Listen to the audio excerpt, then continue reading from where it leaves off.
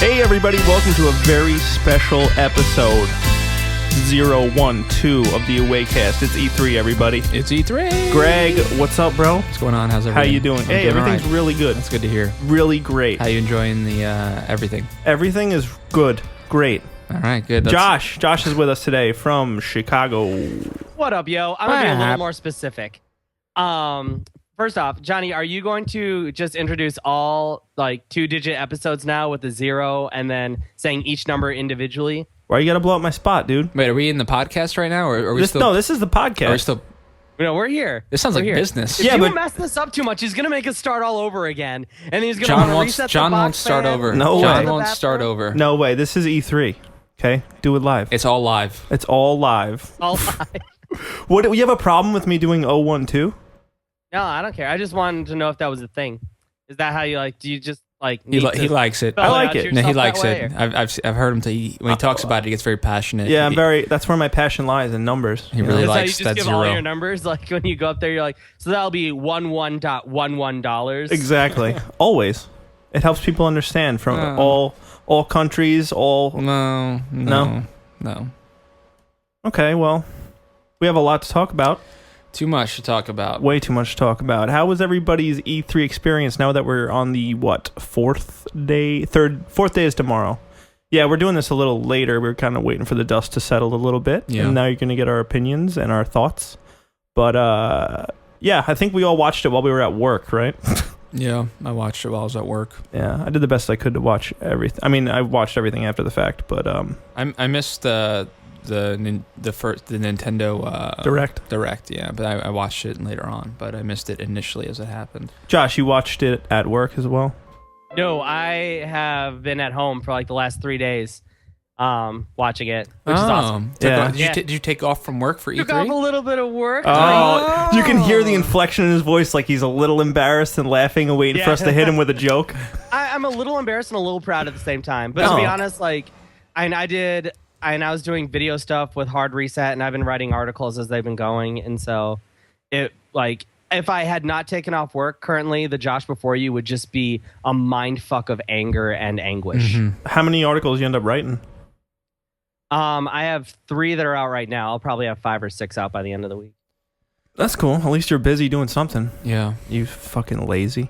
Yeah, lazy man. I like to think of it as quote unquote work, guys. This is my career. I take it seriously. Okay. Yeah, work. So Monday, day 1. Josh, what'd you do? You wake up, look in the mirror, get psyched up a little bit. I did. Yeah, I did the Johnny Azalona, talk to myself in the mirror, Yeah. get the adrenaline pumping. Get pumped up. You could do this. You are a man. Don't You embarrass are your a grown family. man. Don't embarrass your family. Yes, remember the face of your father. Exactly. This is Stephen King reference. And then I stepped out and and I watched a little bit on Spike for the first part of it, and Geoff Keighley or whatever his name is. Jeff Keighley. Jeff What's so Keighley. hard about that name? Because he spells it. He spelled the Geoff. Geoff. I know how to pronounce that name. Yeah. It's Geoff. All right. That's Jeff. That's a funny joke. Well, thank you. So you watched it mostly on Spike or game trailers? For that part, yeah, and I was doing a lot of their coverage, and then I think they quit after the EA conference, so I switched over and watched the Ubi and Sony ones direct from. So wait, I wasn't the only other broadcast coming from GameSpot. There was a couple. There was a Yeah, you can for those conferences, you can find streams everywhere. Yeah. I stuck with I made mention of that I think on Facebook today about how I was really impressed actually with Spike / Game Trailers coverage despite a couple of their The big developer interviews were actually really good with Jeff when he was talking to the CEOs. Well, that's what I'm saying is like Jeff asked all the right questions. A lot of the people during the interviews, despite a couple, like the people there just for eye candy, like a lot of the girl interviewers and stuff on Game Trailers and Spike, he grilled Microsoft and Sony because they were kind of Microsoft and Nintendo because they were overshadowed by Sony quite a bit this conference, which I think a lot of people know. But he totally took it to Reggie for Nintendo. He totally took it to Matt. And he Don. he did not back down at all either. Like he would go at something, and then Reggie would do his scripted Nintendo answer to the question, and then he'd go, "Well, but," and then say it again. And he said, "That's not a good answer, Reggie." And it went back and forth for a while. That was kind of fun to watch. There was a part where he was like, "So they're only getting your system to play Nintendo games?" He's like, "Well, they have to play the games. They have to play the games." And the same thing on Microsoft's side, obviously, with their whole DRM issue, and they didn't address it during their conference. Jeff totally nailed Don. It's Matrick? Yeah, right? Yeah, Don Matrick. Matrick over and over again, and he got him to say some stuff that it made Microsoft look worse. He was getting angry. You could tell that he just was fed up with the situation. He was getting flustered, and that's what was great about Keighley is that, I know a lot of people give him a bad rap with Doritos and Mountain Dew and being like a Microsoft and whore. wearing those sunglasses while he's interviewing some pretty important annoying. people. No joke. Those sunglasses were embarrassing. God, but I was so bad. I was totally impressed with how he was just a total journalist. It was awesome to see that, him just badgering and forcing them to break that mold of, this is our corporate agenda and this is what we're gonna do. And he's like, no, people don't want to hear this anymore. We're so many years into gaming as this culture, and people are starting to see through that bullshit. And he forced the issues. He kept forcing them, and it was so funny seeing both of them get really flustered. Well, as you were saying, it's a fairly new industry, and especially from the journalism side, that's maybe 15, 20 years old, if that. And so, before, a lot of journalism networks had to take the crap that was being doled out because they didn't have a lot of weight to throw around. But now it's getting to the point where IGN, Game Trailers, GameSpot, Giant Bomb, they have enough clout in the industry where, if they don't cover Xbox or, they aren't invited to the next Xbox event, it's a big deal. And they'll, make their voice heard. Well, that hurts Xbox at this point. Well, exactly. It's not like Game Trailers is not begging them to come. It'd be vice versa because they need, Xbox, Sony, Nintendo, they need Game Trailers as a way to get the information to us. It's the connection to the consumer. We're not going to Nintendo asking them how the Nintendo games are. They have to wow the press, so the press wows us. So. Well, exactly, and that's why so many people are like, oh, I wonder how much money IGN got paid to do this review or blah blah blah blah blah. It's like IGN doesn't need they need IGN to give them that positive review. IGN doesn't need to give them the positive review. Right. And so there are some things with IGN though. I mean, we don't want to talk about that. Of course. I mean, there's some rumor, not about IGN strictly, but there are outlets that do take under the table stuff. And when a game's about to get released and it gets a 10 out of 10 from IGN, and you go to the IGN website and the backsplash is that game, they have a contest for that game, is like a theme for the entire website developed around that game, that there's some money getting thrown around. And what happens is that the rest of the community sees that stuff and then start pointing fingers at everybody. So. And that, you'll find that with any gaming website. They all have game promotion stuff. All that stuff aside, all I really wanted to say was I was really impressed with the way Spike/Game Trailers handled everything. I thought they really pressed their issues, and I really enjoyed watching all their coverage. I thought it was great. They had a really great roundtable with Jeff Gertzman, Jason Rubin, and Andy McNamara. Yeah, that was a really great roundtable. That was almost one of my favorite parts because it was very they were very fair, right? And they were smart and they're insightful on everything, and they were honest and they just said it how it was, but they didn't really bash Microsoft that hard. They were honest about what they did wrong. That's another sign of this industry's growth in journalism now is that Game Trailers will reach out to people who they know are knowledgeable pundits to bring them in. When you have Jason Rubin, the ex CEO or president of THQ there, talking with Jeff Gertzman, Andy McNamara, who is the executive editor for Game Informer, that's a really great three people to have and give their opinion. Whereas before, I just don't think anyone knew how to go about creating roundtables and interesting discussion like that. Josh, you and I had a conversation earlier today that I kind of wish we saved for the podcast, but it was about Greg mentioned, it was a well-rounded discussion where everyone had not differing opinions, but at least they showed all perspectives. And Josh and I were talking earlier just about how sensationalized the internet can get and how things can get so crazy around these times. Like, it's we should do the we should talk about the press conferences and then come back to this conversation. Let me get a minor point across. Okay. My minor point is stay objective through everything. And just keep that in mind as we go through stuff. I think it helps people generate better perspective, and I don't want to preach too much, but it's the internet was on fire, throwing rocks all weekend, and it looks funny, but we'll discuss that later. Yeah. Anyway, so day one, first conference right off the bat was Microsoft's new Xbox One, which we heard about 2 weeks ago. We had a little podcast about it. We talked about it. And the big glaring issue is that after the conference, people were surprised that they didn't mention their big pink elephant. What is it? Pink elephant in the room? Yeah. Elephant in the room. Elephant in the room. The giant pink elephant's elephant. like a drunken thing, I think. Is it? Right? Isn't that a... Yeah. I don't know, but it's funny to imagine a pink elephant in the room next to an elephant. Oh, absolutely. Yeah. No, yeah, that was definitely a huge surprise, I think, for a lot of people. Although I think some people kind of thought that would happen. I think that the idea that they would just say, you know what? I think maybe in their heads they thought it was a professional thing to do, to be like, we're not going to talk about all this buzz on the internet, and we're just going to show the games, and hopefully that'll speak for itself and be professional and do all this stuff. And I don't think it was the right approach. I think and again, not jumping forward, but that's where Sony went right, was by going off of that path and being more and being much more dealing with the audience directly and talking to us as people. Their conference was very robotic. It was like on tracks, and it wasn't going to stop for anything. I think go ahead, Josh.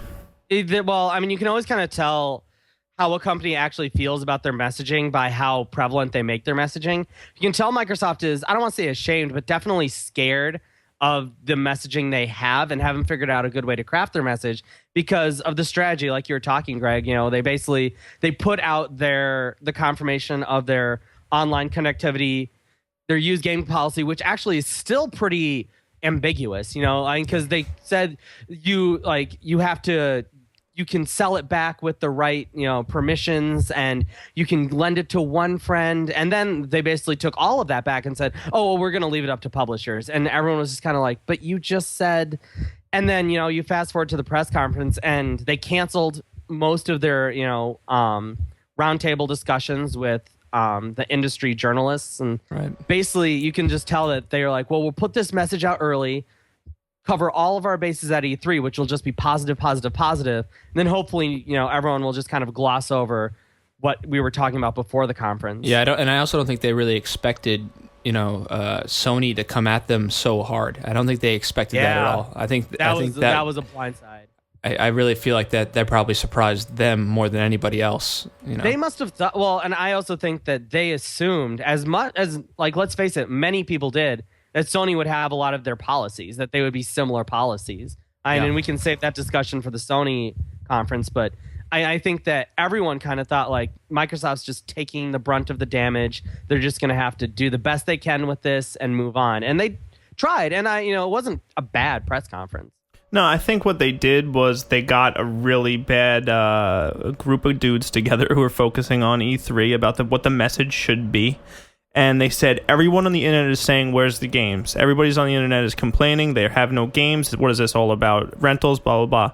So I think all these nervous guys who knew they were kind of were fleeting were kind of like, all right, let's just talk about the games. But they're all kind of looking at each other like, are we not going to address the DRM thing? But no one mentions it because everyone's afraid to, focus on the games, focus on the games. And then they ended up focusing on the games and not the issues at hand. I would assume that they probably don't want to change their strategy at this point. So maybe by not talking about it, they're like, we're going to take another hit for this, but at least we won't have to change our plan. At least we'll be able to just stay on course, and we don't have to adjust this to make everyone happy right now. Well, even prior to the conference, Matrix said, he's like, we knew we were going to take a hit for this. We knew there was going to be problems, and their answers were terrible. Yeah. They did not use the Xbox 360 if you're not happy with that. And that was so telling. You were talking about how Jeff Keighley really pushed for good answers in those in those interviews, and that was such a telling moment from Don Matrick. Oh, woof! That's not good messaging, and you can tell. Yeah, you can tell see they it. didn't know. You can see it in his in the expression in his face. He was destroyed. He was defeated. Like, I have nothing left. The truth is, you can play Xbox 360. Fuck off. I have nothing to say. I don't think he expected Healy to ask him like, "Well, you're just saying then just use the Xbox. That's all you're saying." And he's like, "Oh, fuck, yes, yeah." That's what that. I don't think Reggie or Don expected any of those questions.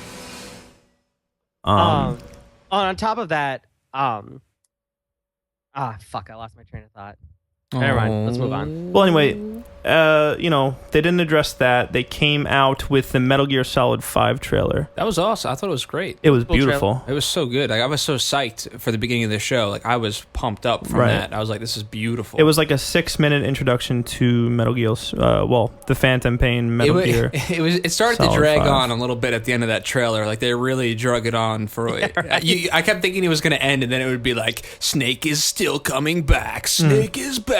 Snake, and it just kept going over and over. All Kojima's productions are like super sensational, silly crap. It was beautiful. It looks like it's going to be great, but that's not an exclusive, is it? No.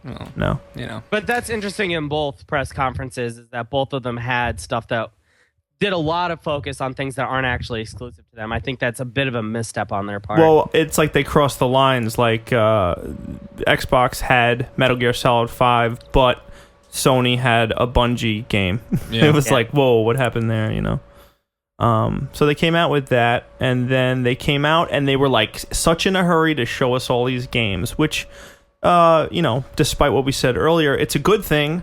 I think that if they didn't have all this stuff looming over their head, that this would have been a pretty good conference for them. But the fact that it didn't address the major issues is what hurt. I think all the games they showed were pretty strong. Couple of exclusives. I don't know what came out right after Rise, wasn't it? No, they talked about 360 first. Yeah, they talked about the new 360, which we could brush over this quick. The new 360. What do they have a price point for that? I don't remember seeing it. I didn't see a price. Probably the same price. Yeah, it's smaller, it's quieter, and cheaper parts is what they mean to say, right? Yeah. So, World of Tanks is coming there, free to play. What else? That's not interesting to me at all. And they have the free game program that they're adding to Xbox Live Gold. Right. Where you get 2 free games. Assassin's Creed 2 and Halo 3 were the first ones that came out. I talked about this earlier. It's a attempt to pander towards that PlayStation Plus. Of course. It's a pretty weak attempt at it. Assassin's Creed 2 and Halo 3 are basically like the equivalent to offering Infamous 1 and Infamous 1 and a God of War 3 with the PlayStation Plus, where they're offering XCOM Enemy Unknown, Uncharted 3. Right. But not even that. I mean, most people who have an Xbox have those games.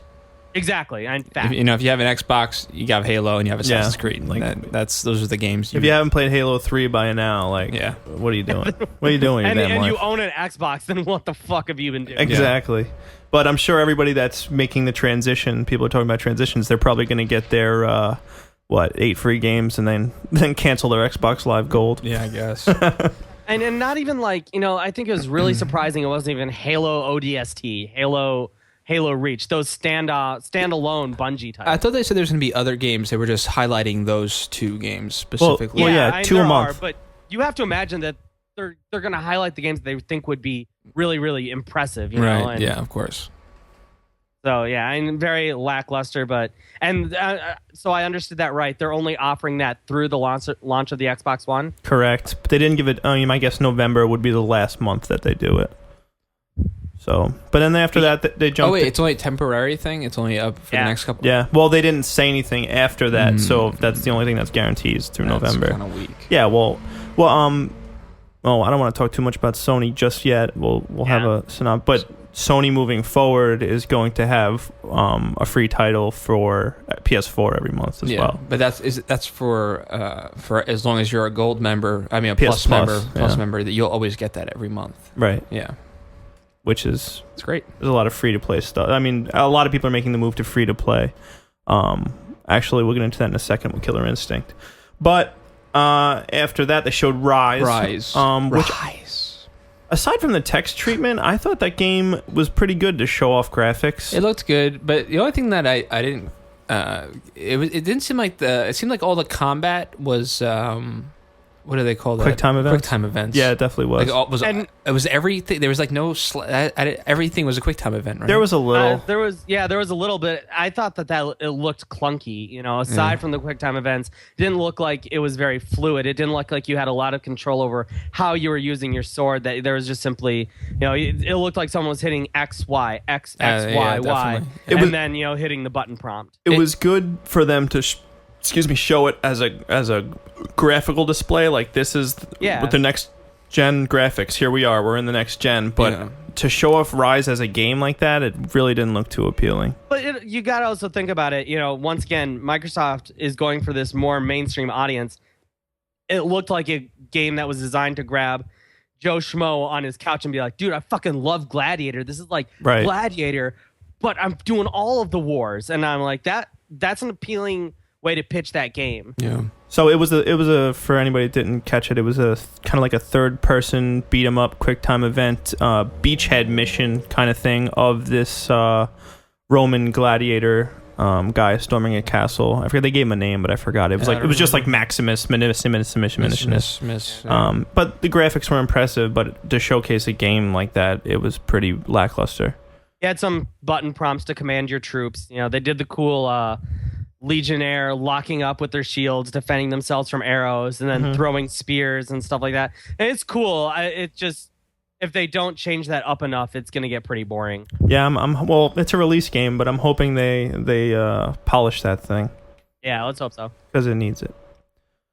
What else? Actually, did they show Dark Souls 2 during It was during Xbox? the Xbox when they were talking about Xbox One. No, 360. 360. All right, I just didn't want to skip over that, so they showed that as well for the 360. What was the date? I don't remember. Is that not on the... March? It's March 2014. Yeah. So that's coming out. I love Dark Souls, so I'm sure I'll be getting that. I'm surprised they didn't go next gen with it, but whatever. I was talking to a friend earlier saying... You don't really play... Dark Souls was beautiful, and it utilized the hardware really well from this current gen, but you play Dark Souls for the difficulty. You play it to give you a hard time. That's why you play Dark Souls. And any, artistic... and yeah, those games are beautiful on current gen, but now you look at them compared to what they're showing out for next gen, and those games don't look impressive at all visually. Right, but I think they'll hold up. I mean, they won't... Oh, yeah. And like you said, people play for the difficulty. That'll be intact. Yeah. So after Rise, they jumped into a few more games. I think that's when they kind of jumped into their rapid fire, showing off about 3 or 4 games in a row. First was Dead Rising. 3? Yeah. I think. Yeah, well, it doesn't matter what's first. Either way, they showed Dead Rising 3. And I'm a big Dead Rising fan, so I was kind of excited to see this. And graphically, once again, I thought it was beautiful, but it definitely took a few steps away from traditional Dead Rising. Everything was fine for me up until he called in the airstrike at the end. I didn't really get that at all. You know what? It's a regular Joe mechanic guy. By himself, out of scared. nowhere goes, oh, perfect. Artillery strike. Call it in. Right. Where did that come from? I'm hoping that's not... From what we saw at these next-gen conferences, we're all going to be spending a lot of time over the next 5 years calling in artillery strikes to someone with an iPad. Right. So the whole point of that, I'm sure when you play the game, there's not going to be like, all right, you have an artillery strike at your disposal. There's going to be something that introduces you to it, but they want to show the tech. I mean, it was the same thing as throwing in the interest of time on the screen. Right. Just, So, Dead Rising looked good, but Josh, you were saying especially with State of Decay that just came out this week on the Xbox Live Marketplace for $15 that you kind of got all you wanted out of a zombie game. And State of Decay just tells so much for what I want from a zombie game. This is a personal perspective for sure, totally a taste thing. But State of Decay tells such a amazing, it's not a story, but it's just kind of the choices they give you. It's this very grounded world. You get to choose enough things where it feels like you're building your own narrative. I thought of it a lot of how with XCOM Enemy Unknown, even though there's not a story being told of the soldiers you have, you're making up your own story. This guy's the seasoned vet, as I was playing State of Decay, I was like, oh, I'm with Maya. She's been with me from the start. She's seen some shit. She's fought the bad guy. She's my highest level. She's going on the suicide missions. And then, like we were talking about, Johnny, you got the the narrative is all about the, like, I was super tired. I was heading back from the farm, but, I saw that one of my people were in trouble, so I thought I'd just stop to help him out, even though I was really tired. Suddenly a horde came out of nowhere, and I'm ducking. I'm hitting things with a sledgehammer, but my sledgehammer broke, so I pulled out a frying pan, busted through the window, and grabbed Joe. We shot some more zombies, but then a big hoss came out. He was chasing us. We got into a truck, and we barely made it out alive. Right, so a lot of the fun happens from personal narrative. Yeah, whereas, Dead Rising seems so much like you kill a lot of zombies in a lot of cool ways. And there is definitely an audience for that, but that's not what I'm looking for. Right. I was just worried that the new Dead Rising is going to have an identity issue. I think there's a problem because Dead Rising has been such a goofy,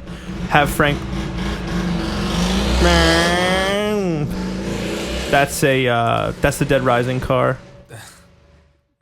We're outside of E3, everyone. I fucking hate people like that.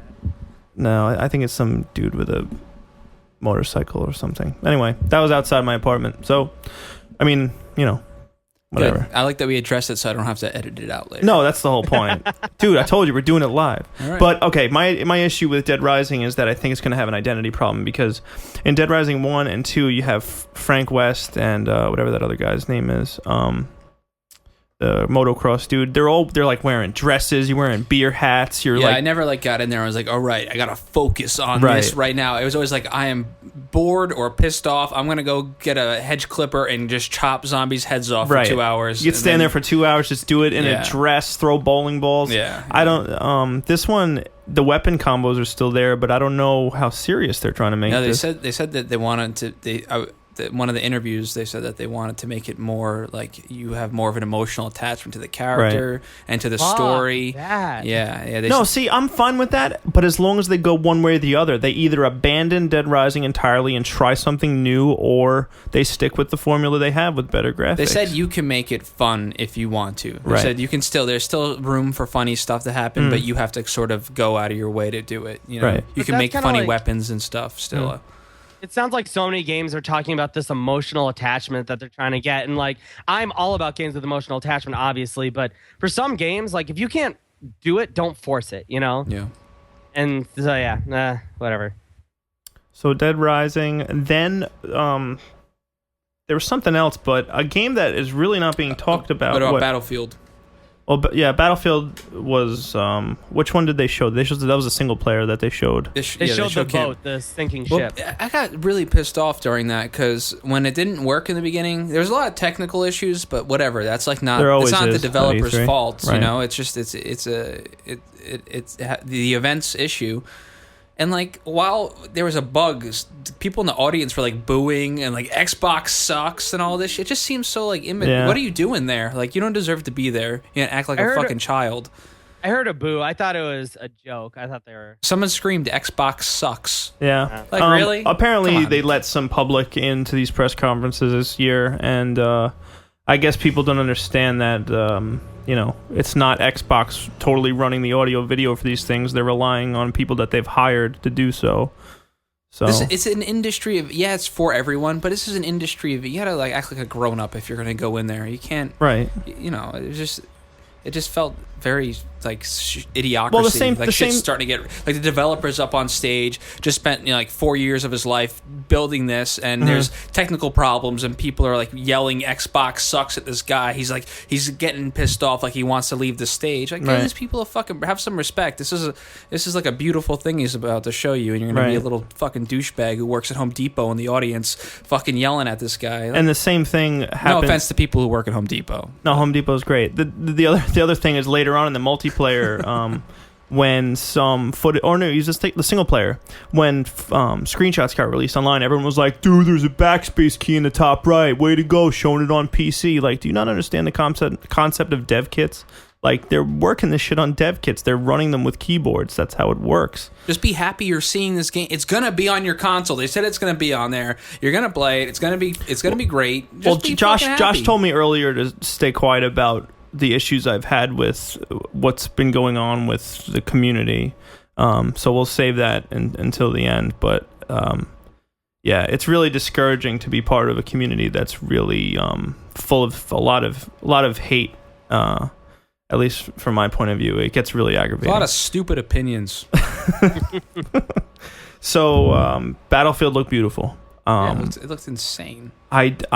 They didn't show any Call of Duty on stage. I guess after the Xbox reveal, they showed that. I saw enough of that. Anyway, I was kind of happy that honestly, they probably did. It was probably smart of them. That's one of the smarter things that they did, because everybody was saying that's all Xbox has is Call of Duty. So if they would have spent any time on that, they would have got more shit for using that at the press conference. So. I saw them do a Call of Duty demo later on when they were doing individual interviews and whatnot, and it looks good. I mean, it looks graphically impressive. They are fucking pitching the shit out of that dog. Dude, I thought the dog looked horrible when they showed like the dog mode, when you go into dog mode to go like, I thought that looked so tacky. I was like, that looks bad. I understand that they're trying to that people use dogs in combat situations, or they're talking with combat people who are like, hey, we use these dogs and stuff like that. And I get that. But let me tell you, like, they're trying to tell this gritty, like, to the ground emotional story, and every time that they cut away to the dog, I'm just kind of like, I guess, like, it just doesn't seem like something that's going to convey this like gritty, grounded. They're going to kill the dog. I'm sure they will. The dog is going down. They're going to make you use that dog as much as possible, and they're going to kill it by the end of the thing to make you cry like a baby. Of course. Well, no, they'll kill it, but then like when you're fighting the final boss, it comes back up, bounding over and like grab his arm and wrestle him down. Dude, and then you get the spoilers. That's it. Yeah. Game over. Dude, that's it. And all right, we'll talk about Call of Duty for half a second. It totally interrupted Battlefield, but I think the demo that they showed was the same Call of Duty Gillies in the Mist type. All right, be quiet, take him out. Takes him out, move on. Then you have to escape the falling buildings and stuff. What's funny about that is when they were interviewing, I don't know his name, like the lead creator. Peter Sondland. Yeah, he was just talking about how all these different studios have had a chance to work on Call of Duty, and how they take the same idea but they make it so different every time. They try to take and that's what's so great about it, is that it's always so different. But when I was watching the trailer, I was like, this doesn't look new at all. Right. No, and I always think of Battlefield, I always think of it as it looks like a really pretty skit. There's a lot of stuff going on around you. People are talking at you. Yeah. You're not actually doing a lot with it. Like, there was a point where the guy was supposed to duck behind cover, and like he didn't even like duck into the cover. There was no weight to his movement. Didn't feel like he slammed himself to try and like protect himself. He just kind of ducked down and hid behind someone, snuck out, and shot at the dark figures in the mist. A lot of the features that they're playing off to be features are really just things that have been done before. I mean, it's interesting that they're introducing some stuff like leaning and I don't know, whatever. But it's, What was that? I heard someone say it was like a AMA. They were asking, it was Battlefield guys. They were asking if they had if the fish move out of the way. Right. And he was like, no, we actually spent all our time making so the giant skyscrapers collapse and there's incredible explosions. We cut out the fish programming. I think the upgrading graphics and the fidelity of the graphics is going to be enough to make people buy the new Call of Duty, even if it was a copy and paste with new graphics, because graphics always sell, at least especially to that crowd. So whatever. Most people don't even play the campaign anyway. Right. 95% of the people who buy the game are just gonna fucking go right to multiplayer. Right. So. But I think Battlefield looked beautiful. My favorite part is when the carrier split in two, but the jet was on edge and he shot the jet, the physics looked really great, really dynamic. Yeah. They do a really good job. Battlefield's always done a much better job with realistic motion blur, and the colors are so amazing too. Like right when they opened up, what was that? Oh, your phone's ringing. Oh, like right when they opened up, and they were in the ship. Like the colors just looked amazing. But in my opinion, I think Battlefield is definitely more of a sell.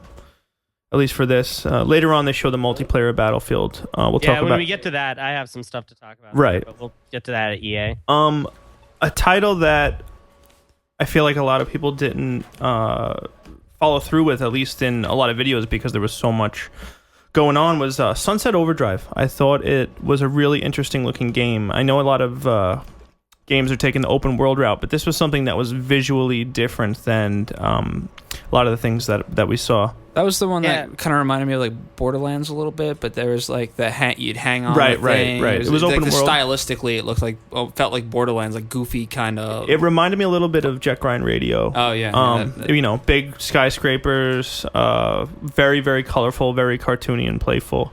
And it kind of has the same feel as Insomniac's when they first did Overstrike, which turned into Fuse. Before they turned it into Fuse, Overstrike had a very highly animated art style. Right, more of a playful demeanor. I thought it looked neat.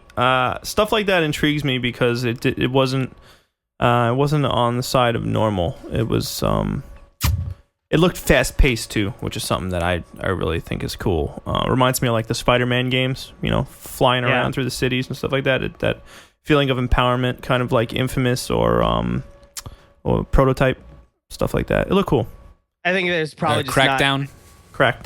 Downcrack. Probably just not anything to report on it yet. They probably don't have a playable demo, just a trailer they probably threw together. You think they just put out Fuse. How many people are on Insomniac?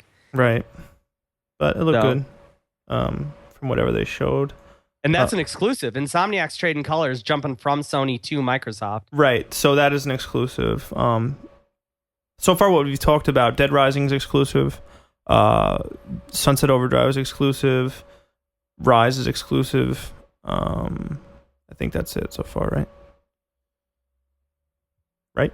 I can't imagine Dead Rising staying exclusive. There was some speculation it might be timed exclusive, but so far it says exclusive. So, yeah, whatever. Good on them for getting a couple of titles at least. And Quantum Break, they also, Quantum Break, they're going to be exclusive. Quantum Break's the Remedy exclusive that they showed at the Xbox One reveal, and they showed a little bit of kind of like an FMV sequence where time's freezing and this detective or some girl is going into a room where glass is shattered and he's using his power to pull a woman out of frozen time, something along those lines.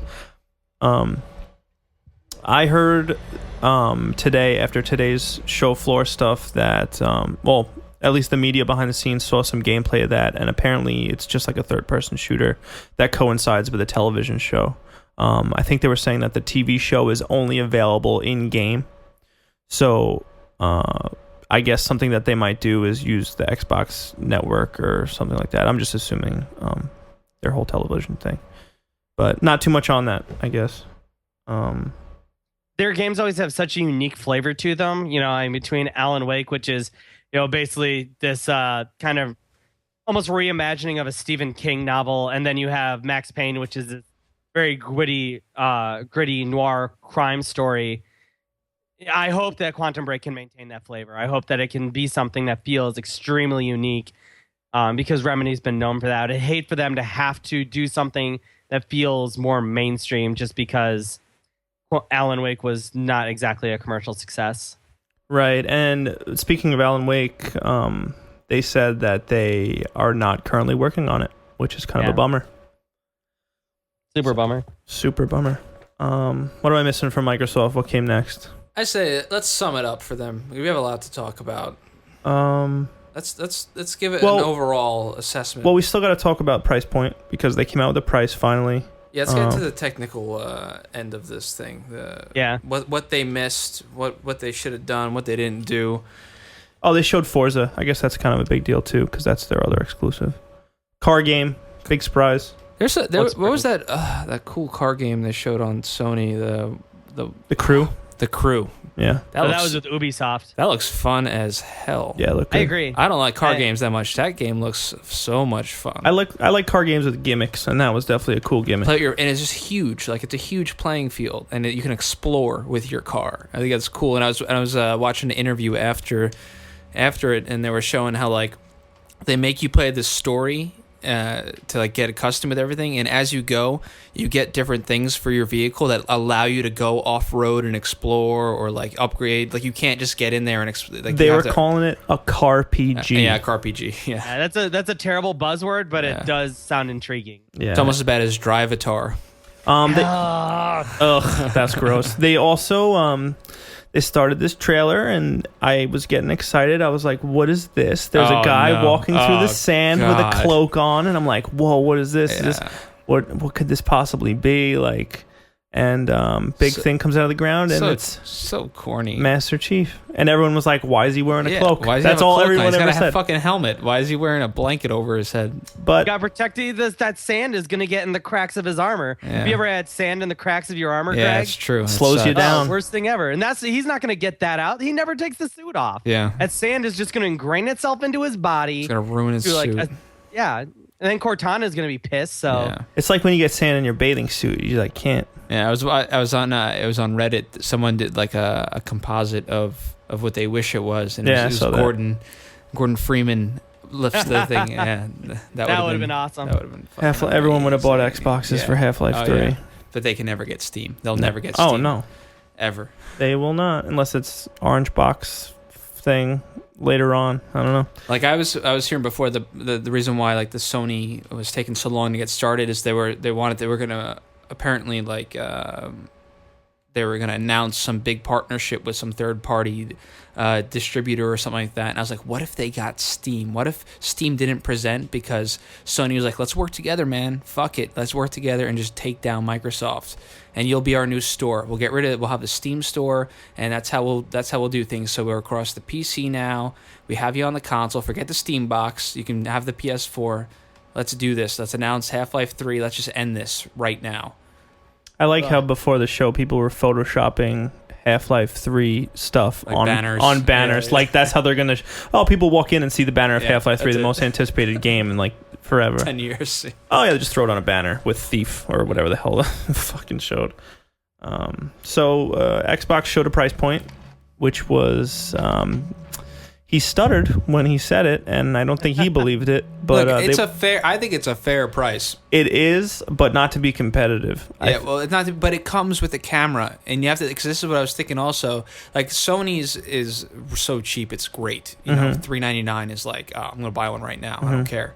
But it doesn't come with the PlayStation Eye, and that's like a $60, add-on. So right there, you're up to $460 already for anyone who buys an Eye. Yeah.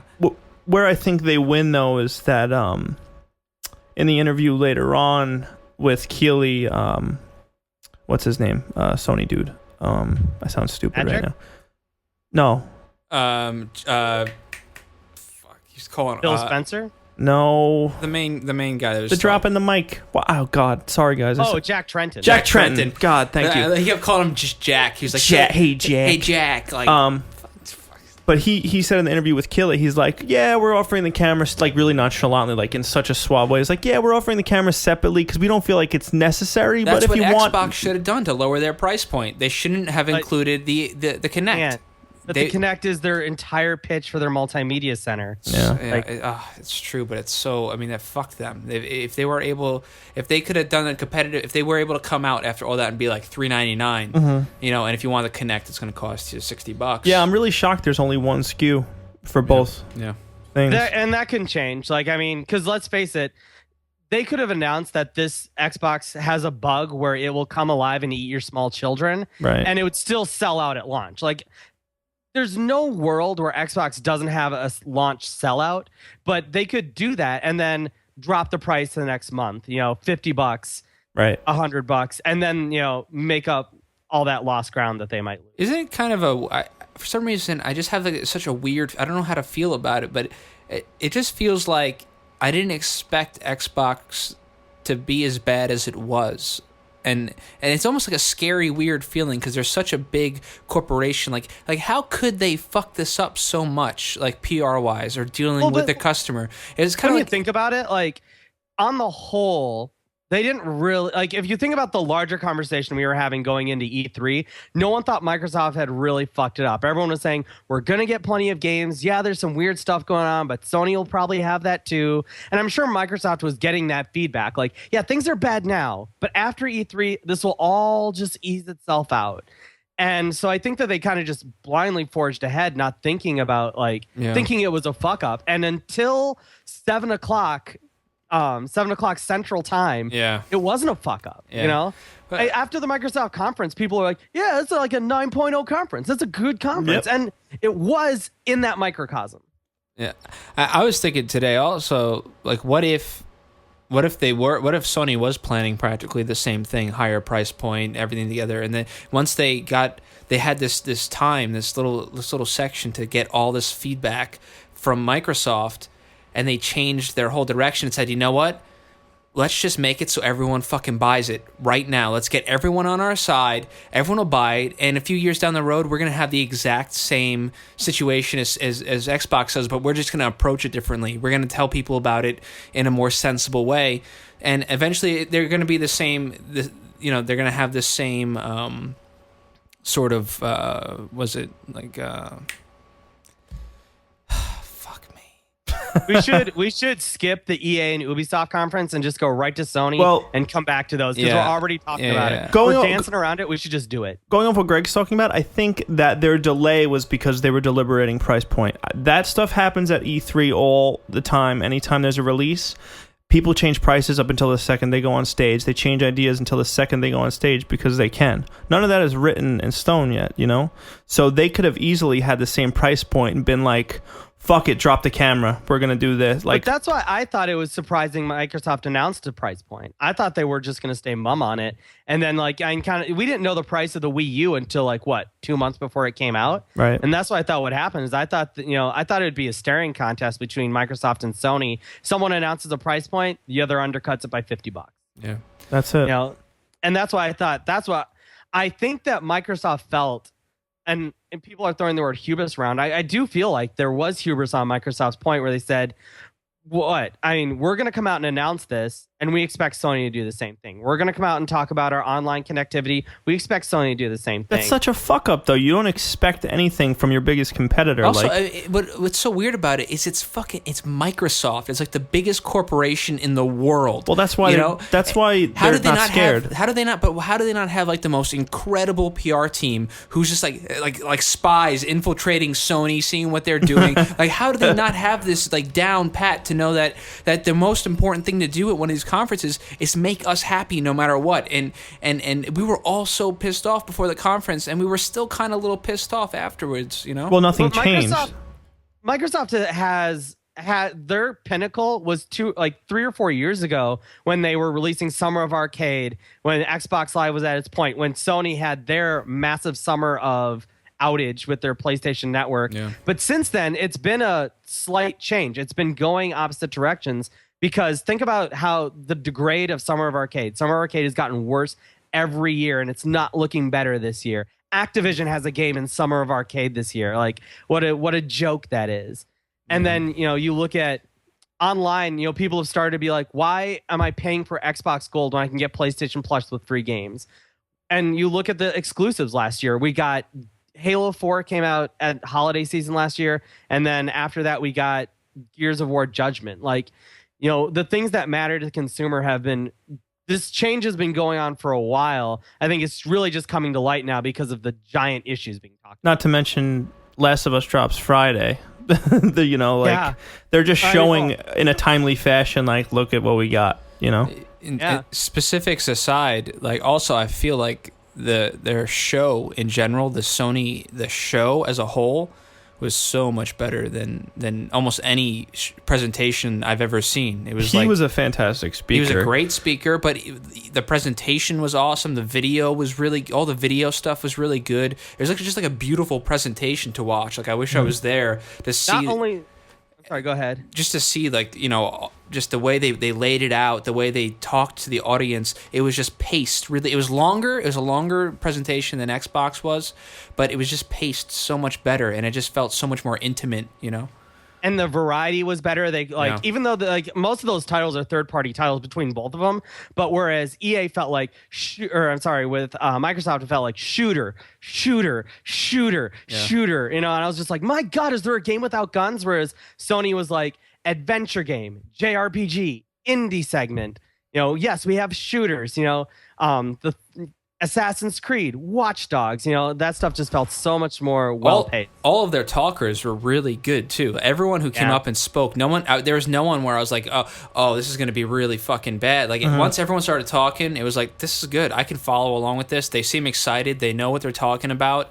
Like it was confidence. They knew what they were doing. As soon as they went in, they were like, we're about to deliver a 1-2 punch to these guys. They're confident. Even when they were talking about the multimedia stuff, when the CEO of Sony Entertainment came out and he was talking about, the movies for gamers and all that kind of stuff. Like, yeah, it was a little gimmicky. I know what they're doing there, but they did it right. That's how that's how you're supposed to do that, Well, and the messaging sounded like, hey, we know Microsoft has this. Don't worry. Netflix isn't going anywhere. Exactly. We got a contract with Redbox. It was them addressing the issue. It's like, look, they have that. It's not like we're not going to have that. We're going to have it. It's just it's not that important. Do you guys really think that PlayStation 3 is the device that streams the most Netflix? I use it. Well, yes, because you think about, because Netflix is international, right? Oh, okay, there you go. There's the answer. And I honestly, because I use this sounds because I'm not a big PlayStation guy. I use my PlayStation to watch movies, so it was like hooked up to my Bose system. So I always used to use it for my Netflix also. Like I would switch off of my Xbox just to hop on the Netflix. And I will say that Sony gets lambasted for having terrible interface, which is true. The XMB is awful. Yeah, but the Sony interface for Netflix is actually better than the Microsoft one. It is. It's much better. And there's massive lag issues with that Microsoft Netflix connection. When you're trying to like search in Xbox, it is so frustrating. Yeah. As the letter goes up, it'll like because in the PlayStation when you can type it in and then hit search, but in Xbox it searches as you type it in, and it stops everything when it's trying to search. So. So you want to take us blow by blow through Sony, John? All right. So Sony came in about 15, 20 minutes late. About 20 minutes late. Like I think that was deliberating price and last minute changes. That could be. I think it was like when you go to see a band and they make you wait. They turn the lights off for like 5 minutes, and you're like, "What's gonna happen?" Yeah. And you guys start getting pumped up. They opened up with not Second Son. They opened up with what? Well, they did their PS3 rundown, basically reminding people that the montage. PlayStation exclusives are going to destroy Xboxes this year. Right. And then, they jumped right into... I think they just showed trailers for the stuff we already knew about. I think Knack, Infamous, Shadowfall, and Drive Club each had like a 2-minute trailer. They actually showed Last of Us. They showed a couple of PS3 things first. Yeah. Just like Xbox did. Also, jumping back to Xbox, I don't want to... overlook this. They showed some really cool looking indie titles. Below looked so cool. Oh yeah, that looked also awesome. The thing they didn't show that's making its way around the floor right now that looks badass is Loco Cycle by Twisted Pixel. Yeah, there's been a lot of talk about that. Awesome, and I can't believe they didn't show it with Below. Totally different trailer. Totally different, like a driving fighting game. Below, exactly. Is Below exclusive for Xbox? Or is that going to be like on Steam and no? It'll probably be there too. But I'm just saying it was during the Microsoft conference, so I didn't want to overlook that. Below, I'm pretty sure it's an Xbox One exclusive. Is I'm it? pretty sure. Yeah. Do I have it on here? No, I don't have it on my list. I don't think I have indie games on my long list, my naughty and nice list. That was that. So yeah, Sony comes in. They show a little bit of PS3 stuff, just like Xbox showed some 360 stuff. Then I thought they went into right into Infamous, but no. No, Jack came out, right? And he did his little talk, got everyone pumped up, and I think the first trailer that they showed. Oh, we skipped over Killer Instinct too for Xbox, but that was kind of a big deal. It does. I gotta say, it doesn't look that great. Well, the problem with it is that it's not being developed by Rare. Yeah. Number one. Number two, it's a free-to-play game. Apparently, it's going to be free to play. But you get one character. You get Jago, who's like the worst character in the game, and they're not sure if they're saying like it's going to be pay to unlock characters, which that's what they're speculating, or pay to unlock things, or like you unlock as you go. It's going to be pay to unlock. I agree with you. It's going to be pay to unlock. Especially with that niche audience, it's going to be literally like, do you want this game or do you not want this game? Right, and I think a lot of people are backing off because Rare doesn't have much to do with it, right? Well, Rare's doing Connect Sports Rivals. They're too busy. Yeah. Snore. That was actually the first thing that they showed. Oh, well. So, Second Son. Yeah? Am I right? I feel like there was one game before Second Son. But anyway, that looked really good. Yeah, it looked good. Second Son looks great. The gameplay videos that are coming off the show floor that came out today looked so fun. It just reminded me of everything I love about those, like I said, those Power Fantasy games. It looked cool. And it looks like they're giving him even more of a superhero vibe than before. You know, Cole had like very specific powers, whereas Delson, is that his name? Delson, whatever. I don't know. He reminds me. He can absorb powers, and so like he can do smoke moves, fire moves, but you have to imagine that there's going to be even more stuff out there to create more variety in the gameplay. His personality reminds me of Dante from the new Devil May Cry. He's got that like cocky young dude attitude. It's cool. I think it'll appeal. At least it's Troy Baker. Troy Baker's cool. Yeah. That's going to be a great game, and that's a launch title. No, quarter one. Yeah, quarter one. One. And let's not forget they unveiled the actual console. Yeah, they showed the physical box too.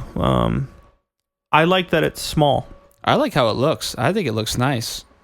I think it feels like every console, like whenever someone shows a console, it's literally 50-50 split. Like people on the internet go, how can you fucking like that thing? It's hideous. And then other people are like, looking sweet. Like in the middle. I think it looks clean. It is what it is. I think it looks nice though. I like the style of it. It'll look good on the shelf. They didn't say can you make it's vertical and horizontal? You can stand it up. Yeah. Okay. But I won't though. Probably I'm gonna probably lay it down. Yeah. Well, and also like the other thing that was pointed out is that because it has that rhombus tilt to it, that you can't actually push it, flush against the back of your entertainment center or whatever. But if that, like, first off, I don't think that really matters. I'm not getting it. No. Not getting it. That's it. Right? I'm not getting it. It's a rhombus. All the vents are back there, so you wouldn't want to push it up against the back of your entertainment center anyways. That was my one concern is I was like, where the fuck does this thing breathe? Yeah. It's pretty. I mean, both consoles are... the Xbox looks like a cable box. Sony's looks like a nondescript another electronic. When did this ever fucking matter though? Like never. When was it like the Nintendo 64 does not look good? Who designed Nintendo 64? I'm not getting that. That's not. I'm not putting that on my shelf. We got to talk about it though. PlayStation 2. Everyone's like, oh, it looks like a 90 VCR. I'm not buying that thing. Biggest selling console by far of that generation. Yeah. Like just. Whatever. People will buy it. They don't care. You know what I think looks really cool and engineered really cool is the Ouya. But, I'm just talking about the design of the... Can't talk about baby consoles. Greg said that. No baby games. No baby games? Why? Because Josh and I just got Animal Crossing. Yeah, that's why. It's a little baby game for little babies. Oh, man. Oh, I'm going to go manage my little animal city. I want to pick flowers. These are the worth of jealousy, people. Listen to what jealousy sounds like. I want to call a magical train and go to Josh's town. I already can't wait to get back into it and play it. Oh, really? It's fun. Greg got onto the podcast, found out he wasn't invited to play Animal Crossing, and has just been so bitter ever since. John walked away, and I picked it up for a second, and I was it was a lot of fun. I walked around, and... there was no football or guns, so Greg was pissed. I'm a big football guy. I love football. How can you play games that look like they do and then look at Animal Crossing and be like, this is a baby game? Because it looks like it's for fucking babies. But most indie games look... Big, stupid trees, big, stupid animal people. You know what? You're right, bro. Stupid main character. I don't know what Nintendo was thinking making a game that looks like that. Fuck. It's probably fun. It is very fun. So far, at least. I don't know. Okay, let's get back on the ground here. We're never gonna stay on track. No, this is gonna be an 8-hour podcast. Whatever. Just enjoy the scatterbrainness, people. Come on, no one listens to us for the concise reporting. No, absolutely not. Just for you, Josh. I think that's what it was.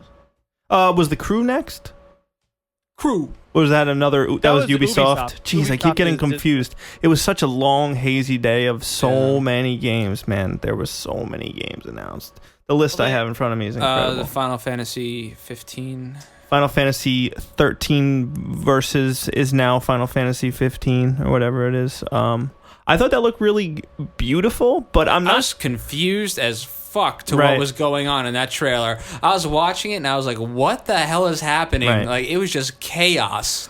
I fell off the Final Fantasy bandwagon about 3 or 4 years ago. So I literally was just sitting there like, I guess, I don't know.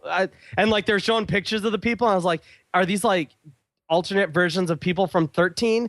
Like, I don't know what this is. And like, there's no turn-based or JRPG-ness to it anymore. Well, it's all running around. The combat was just chaos. It was like water dragon, glass breaking, guys slid in, sword teleport. Go up here, down here. We gotta fly over here. It's just like, what the fuck is so happening? It still kind of is a JRPG in certain aspects, but it like I was about to say, until I see the system, what the system is for Final Fantasy, I don't know if I'm gonna like it or not. It definitely was a very pretty demo, but I don't know if I'm gonna like I need to know the combat system. And they showed Kingdom Hearts right after that. Right, Kingdom Hearts followed that, which had the crowd going crazy because obviously Kingdom Hearts is a really long. But it's also obvious title. that they're not even working on it yet, because it said like on the thing it'll be ready when it's ready. In development. That's Mirror's Edge. No. Oh well, it said in development on the. In development. Yeah, and it's obviously like we need something real good. We need another title of Square Enix, and then they said, all right, we'll make it. I think that was just to get butterflies in people's stomach for the incoming announcement later on, just to get people a little pumped up, because Kingdom Hearts is not going to be an exclusive title. That's coming out multi-console. Yeah. So, but it looks interesting. I've only played Kingdom Hearts 1. I'm probably going to play 2. 1.5 Remix is coming out or whatever sometime soon. So I plan on playing that. They did their little indie corner where they basically just spent 15 minutes being like, so-and-so said that, we would never actually come over to their house and see their game. We brought them on stage at E3. Yeah. And first off, let's remind people of something. Like, half those games are already available to play on Steam or will be available on Steam. But it was nice. It was a show of goodwill towards the indie developers. Like, we know you're there. We do care about you. Let us know about your games. But it's not like Sony hasn't been doing that for the last 4 months anyways. And obviously, they're desperately trying to court indie developers. Well, I mean, they had Journey, man. Like, they had one of the highest rated, if not the highest rated, aside from Minecraft, I guess, right? Indie title. I mean... So they're definitely spearheading that, and what they did to bring everyone on stage was that extra step that Microsoft didn't take. I mean, they showed their indies, but they're like, look, we're having them on stage. Like, we care. It was more human. It was like, we love we got these guys up here. We're showing them real appreciation. We have their actual developers up here. We're giving them, this is like the most important time of the year for us, and we're giving them 15 minutes to actually come on stage and play the games. That's all it was. They said the magic words, self-publishing. They said, we will do it, which is something Microsoft said they won't do. And once again, like, when you really boil it down to the nitty-gritty, it's just Microsoft isn't doing self-publishing. They're just going to publish the titles for those indie developers, but it's just the way they phrased it. It's good phrasing, and it makes it easy. People, like, it's going to be easier to get your stuff there, whereas Microsoft can put bars on their system and say, no, we're not, go get a publisher and then we'll think about it. Do you guys know how much it costs to publish a game on the Xbox Live Marketplace? A ridiculous amount of money. $80,000. Yeah, plus any patch is also money. Yeah, $80,000. That's a lot of money for that patch. Like, we were talking about State of Decay, which has some major bugs. In order to get that patch done, they have to pay a lot of money. Right. That's why most developers go towards Steam. So if Sony adapts that sort of mentality, it's going to be big. It sucks what Microsoft charges what it charges, but going through Steam, there's a lot of garbage you got to weed through. But at the same time, like, people weed through that for you. Right. No, you're 100% right. If you pay attention to shit, there's people who will play every game. It's their job, and they will tell you what sucks. It's definitely the fair way to do it. Yeah, without a doubt. The game that we missed, guys, was The Order 1886. That looks cool. Cool. It looks cool, but we didn't see anything. There's a video, but I don't like that shit. Was it Liam Neeson in the trailer? Liam Neeson? Bruce Willis? Liam Neeson's? Was he in the trailer? Was that him? That one guy? I thought it was him talking. I don't know. All I saw was like, I love Liam Neeson. Yeah, me too. Steampunk London type guns. Weird. Did they show the beasts? Werewolves. Werewolfy beasts? I think they were werewolfy beasts. And they were were they like time travelers or something like that? I don't know. Honestly, I wasn't impressed by it. I thought it was like, okay, this could be cool. It looked fun. Cool guns. What looks fun? Cool guns. Okay. And also, like, if you like, what was that game you were playing? Steampunky looking assassin game. The Dishonored. Dishonored. It had that kind of feel to it. Yeah. A little bit, and you you're definitely right, Johnny. I mean, we don't know anything about this game to say whether or not it's going to be good. But the pitch they're giving us right now is steampunk shooter werewolf enemies. Four-player co-op assumed, maybe a Left 4 Dead feel, something like that. That's what I'm thinking. And I like most of those things except for 4-player co-op. I hate people, so yeah. People hate you. Obviously, you don't like co-op because we still haven't played a game together. Never have played a video game together. Well, we're gonna play Animal Crossing soon, John. We're gonna play Animal Crossing. It's gonna be my proof to you that come to my town, pick apples off of my tree. Are fucking lame. Oh, whatever, bro. Go play your FMV. We're gonna come to Animal Crossing town. We can pick flowers together. Look at my bulletin board. We're happy people. If they ever do, I have to pay the mortgrage on my fake house. If they ever do co-op Kentucky Route Zero, you're my man, Greg. Oh yeah, I am your man for that. I want to live in that world. Kentucky Route Zero. Just read books together. It's the same thing. So 1886, yeah, there you have it. But that's an exclusive IP that's brand new. So it is something to be excited about, but just nothing visual to be excited about. Okay, they also showed Gran Turismo, which was an obvious. Yeah. Yeah, not much to say about that. Car games are easy for companies to show. They always look good because there's not Gran Turismo is going to be PlayStation 3. It's not even going to be next gen. Right. That's what. Which is what's interesting. Yeah, it's a thing. I'm sure people will buy it. It does so well. They showed. I was pumped. I thought I was about to see Fallout 4. What was it? Mad Max. Oh, yeah. Mad Max. Yeah. And dude, I got so excited. I'm looking at the guy. I'm like, that looks like a Raider. That looks like a Badland. I thought because he had the shoulder pad, and I was like, oh my God, this is going to be great. And I was even more happy because it wasn't my idea. Which we're not Craig's talk idea. about on the radio. Shh. And I was like, oh, this is great. They're going to show it. And then I was like, man, it might be cool. I mean, I don't know. I was thrown off by it. I was like, Mad Max. Like, yeah. I wanted a Fallout 4 so bad. Oh, yeah. Well, and they're sitting on it. They have proven they will announce Happy Barney Playtime before they announce Fallout 4, just because anything they got percolating, it's coming out before that. Yeah. So. What's it called? Elder Scrolls Online. Yeah. Coming to That's everywhere. coming to everything. Yeah. But it's going to be available for beta on the PS4 before Xbox. Right. That's the thing. It doesn't matter because I'm playing on PC. Yeah. Also, the Vita has a Killzone game coming to it. There's an Batman game too. What's the name of that? Arkham. That doesn't look good. I'm not into the Batman games, but I was watching the trailer for it. It looked kind of flat. I saw some stuff today about gameplay of it, and people are saying that it really follows a lot of the ideas behind the regular Arkham games, like the combat, and it's actually just as fluid on the thing, on the Vita. So I don't know. It's maybe cool for gameplay. I'm not a huge fan of the Batman games either, but it seems pretty cool in terms of what they're trying to do. Killzone Mercenary is the other one coming to. Yeah. That looks cool. I mean, the Vita's any game coming for the Vita is good news. Yep. Assassin's Creed Black Flag. Yeah, they had those glitchy demos for that and Watch Dogs, and like the AC4 one particularly was bad because it just glitched out. Just stopped. You had to walk off the stage. Yeah. But at the same point, I still give them credit. Like, doing live demos is nerve-wracking, and I had just gotten done yelling at Ubisoft because I wanted to see gameplay for AC4.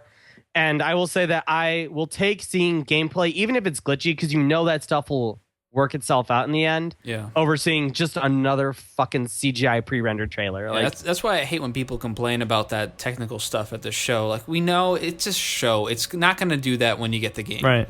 Just take it for what it is. Right. It was definitely embarrassing for them, and it sucks they couldn't show their game, but I'm sure they showed it on the show floor, and it wasn't a big deal. Just people are waiting for people to fuck up to jump all over them. That's just how it works. Like, people, especially the big names, like, you look at Ubisoft, and that Assassin's Creed franchise in general is becoming very or becoming very establishment. So everyone has to hate on it. Which, like, AC4 and Watch Dogs both look very much like dumb fun games. Like, I don't think they're either is going to win Game of the Year, but I think they look interesting. I think they look fun. Yeah, Watch Dogs looks really fun. We talked about it before on the podcast about, like, I wonder what the limitations will be. Like, they're showing you this huge scale of, like, you're tapping into everything. But I really wonder where the limitations lie in that game. It looks good though. I'm hopeful for it. Yeah, I kind of want to talk more about the Ubisoft and EA conferences Did too. we not talk about Titanfall when we were talking about Xbox? No, how did we forget that? Holy shit. But that'll come up in the EA conference too. I mean, Titanfall looks like it's another fucking shooter. You know? Yeah. If I had to choose between Titanfall and Destiny, I'm going Destiny. Well, oh yeah, Bungie, for sure. Duh, totally. But I think Titanfall looked great. I don't mind enough. Shooters are gonna happen, dude. They're not something that's not gonna die off. But it takes one. I understand. I think it doesn't mean I have to get excited about them. Oh, absolutely not. You don't at all. But I think if they're trying something a little different and deviating from the current norm of shooters, how we've been doing like pretty much modern shooters and semi-future shooters, I think introducing mechs as a primary form of like, especially with a game taking cues from a game like Hawken that is like totally revered as this awesome new type of mech game.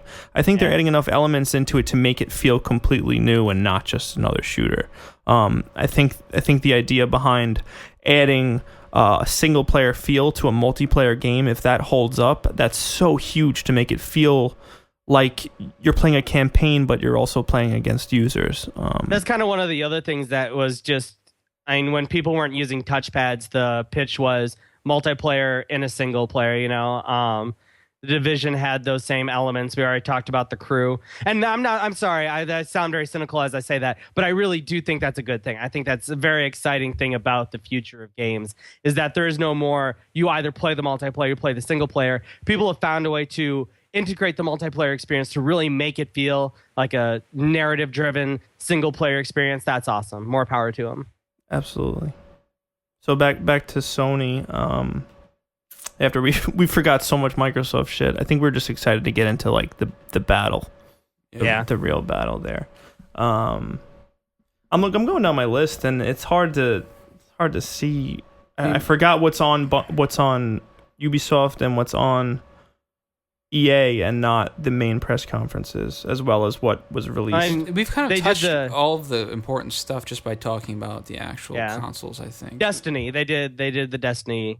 Okay, so Destiny gameplay. First of all, the guys demoing that game, why the hell did they make them talk like that? They were. It's so bad. I feel like there was some glitchy shit that happened in the beginning because there's supposed to be another person playing with them, and then that guy came in. I feel like they probably had it better than it went. I feel like it seemed like there was something messed up at the start. Like, someone else was supposed to be here, but okay, you can play. That's the vibe I got from it. Oh, really? Yeah. There was that really awkward moment when the girl shows up and she's like, "Hey guys, do you need a Titan?" Oh yeah. Hi, Trish. Yeah, we could use a Titan. Cool. What are we doing? And can I use this? Oh yeah. And then she shows up like a lunch. And then there was the awkward silence, and like it was just like, because you could tell they were waiting for that moment when like that ship came in, and they're just like, no, you can't use that. There it is. Like, put that away. I can just picture going through the briefing like, all right, he says I should use this. Pause for applause. Yeah. And then there's no applause that didn't happen. Never. But it never happens, dude. You know who's in these conferences? With the exception this year of them letting a couple people in for the exact reason to go crazy. It's always press, and press doesn't fucking cheer. It's always people just supporting it, or they're adding it, or whatever the fuck they're doing. Yeah, well, someone cheered during the announcements, the used game announcements. Well, that's what I'm saying. They let people in this year. They let people in the public in this year because I think they knew. They were like, all right, people are going to go fucking nuts. Gersman was like, some woman was fainting next to me. He was like, I felt like I was at an old Nintendo conference, the things that they were announcing, the people cheering the top of their lungs. So, I guess Destiny looks cool. I think it looks great. It looks fun multiplayer kind of stuff. You know what it actually reminded me of, and you guys can appreciate this. That moment where they're all fighting that giant blobby mech thing reminded me of Defiance, and that was actually one of the more fun things I thought about Defiance was when you have all those people trying to take down an arc fall, and I was like, that's cool. I got that same vibe, and they're like, oh, another group is here, exactly. Right. Yeah, that's something that they talked about a lot, about random interaction between other players, and I think that's so fucking cool. Yeah, I can't. Defiance did it, pretty well. Oh, what's that game? We missed it, and it's a good one. I'm retarded right now. Xbox or No, it was during the Ubisoft, I think. we'll get to those. Oh yeah, the Division. You're talking about Division, yeah. Division's yeah. pretty much my game of E3 that I want to talk about, but we'll get there. We'll get there. But Defiance, fucking Destiny, graphically gorgeous. It looks like Halo, but it's different. It kind of plays like Borderlands a little bit, where you get the cool weapon drops, the boss drops. You're playing with your friends. I'm sure you can go through those areas more than once to get stuff. And Action RPG skill tree. yeah. And Matt, but if someone told you that before you heard Destiny, if someone was like, "Yo, what if Bungie made a Halo-esque Borderlands?" and you'd be like, "Wow, that's pretty cool." Yeah. You know, and Borderlands is such a cool setup that I wouldn't mind seeing it in any universe. You know, so for Bungie, an established studio that has one of the best franchises ever, to do something like this, it's going to be fantastic. And it has that, there's space magic. They obviously have this they're trying to go for this fantasy feel where it kind of looks like people are wearing armor and capes and, I know, and all of that stuff obviously is just aesthetic, but I do think that it's a cool aesthetic to do, that super sci-fi art shooter with a fantasy feel to it is unique. It's something that I think I would enjoy playing. As someone who just got done lamenting Titanfall, I thought Destiny looked very cool. It definitely did. I'm excited for it. So after all that, all the games, I know we missed stuff, but we can't cover everything. So we gotta keep moving here. They announced finally. The metaphor I use is that Microsoft went in for a punch, and Sony threw a fucking haymaker after they missed. Sony announced a nice bob and weave. Yeah, I mean they did. Oh, totally. They totally capitalized on their folly, and it. You know what? A big way that I like to look at it is that, like, Sony really didn't do much except fill in the holes where Microsoft really fucked up. But it was so epic for them because everyone was waiting for it because Microsoft didn't do anything. Yeah, like, what are you going to say? It just built it up so much that when it happened, it was like chills. It was like finally like this epic moment because you watch E3 every year and you wait for something to get really pumped up and excited about, and that shit never happens. No, but because we love to see that conflict. We're like, okay, what are they going to do about this? What are they going to do about this? And they're like, oh shit, it's like for they us, did though, that. It's what's awesome because it shows even if they have some big bad corporate intentions down the road and they're just nailing us right now so we buy the console, it doesn't matter because in that moment that's exactly what we wanted to hear as consumers, and it was fucking exciting for us to be like, wow, they do this for us and it's fucking showmanship and the show was awesome and this is how I want to end my night. I didn't want to end my night like, oh, it's the same thing, going to bed, I waited all day for this. Thank God Nintendo was the next day. Yeah, exactly. Well, and let's face it, because we all go to E3 in search of that childlike naivete that we felt when we were 8, and like when someone said, "Oh, one more thing," and we were just like, "What?" and lose our mind. And we have become so cynical that to have that happen, I think I was talking to Johnny earlier, and I was like, it's like watching sports. Like that's why people watch sports, is to care about something that doesn't really matter that much. Adrian Peterson doesn't give a fuck about you. He didn't care who you are. He'd punch you in the club before he'd want to buy you a drink. But people like to get excited about something. We're all on the search for that high, and that's what Sony gave us, and they know it. They did it well, and they deserve what they got that night. It was a fantastic show. Like I would go back and just watch it again for fun. I'd watch the show again because now I know that it's building up to something. Because everyone in that audience is like, "What are they going to say something?" And then they did, and it was just like. It was exactly what they had to do to win, and they did it flawlessly, and it was perfect. And even if some of the details got ironed out a little bit later or the next day, they did exactly what they had to do. Talking about like the third-party DRM thing? Yeah, I mean, even though it's not a huge deal. I think it's fine. No. The details isn't like, it doesn't matter. It's just like they didn't say the details online because they didn't want to confuse anybody, because that's what Microsoft did, is they confused the fuck out of people. They were jumping all over the place. And you got to give mad props because Jack Tretton was on Game Trailers when he's like, they said, so what about DRM? And he said, DRM lies with third parties. And the internet went crazy. And they're like, wait a minute, that's what we heard from Microsoft. And immediately Sony got online and put out the message. What was meant was it's the same thing that it's always been. They can do online passes or something like that. They said later today, they said they're not allowing it. No online passes. They're not allowing online passes. Yeah. That's amazing. Which is amazing, yeah.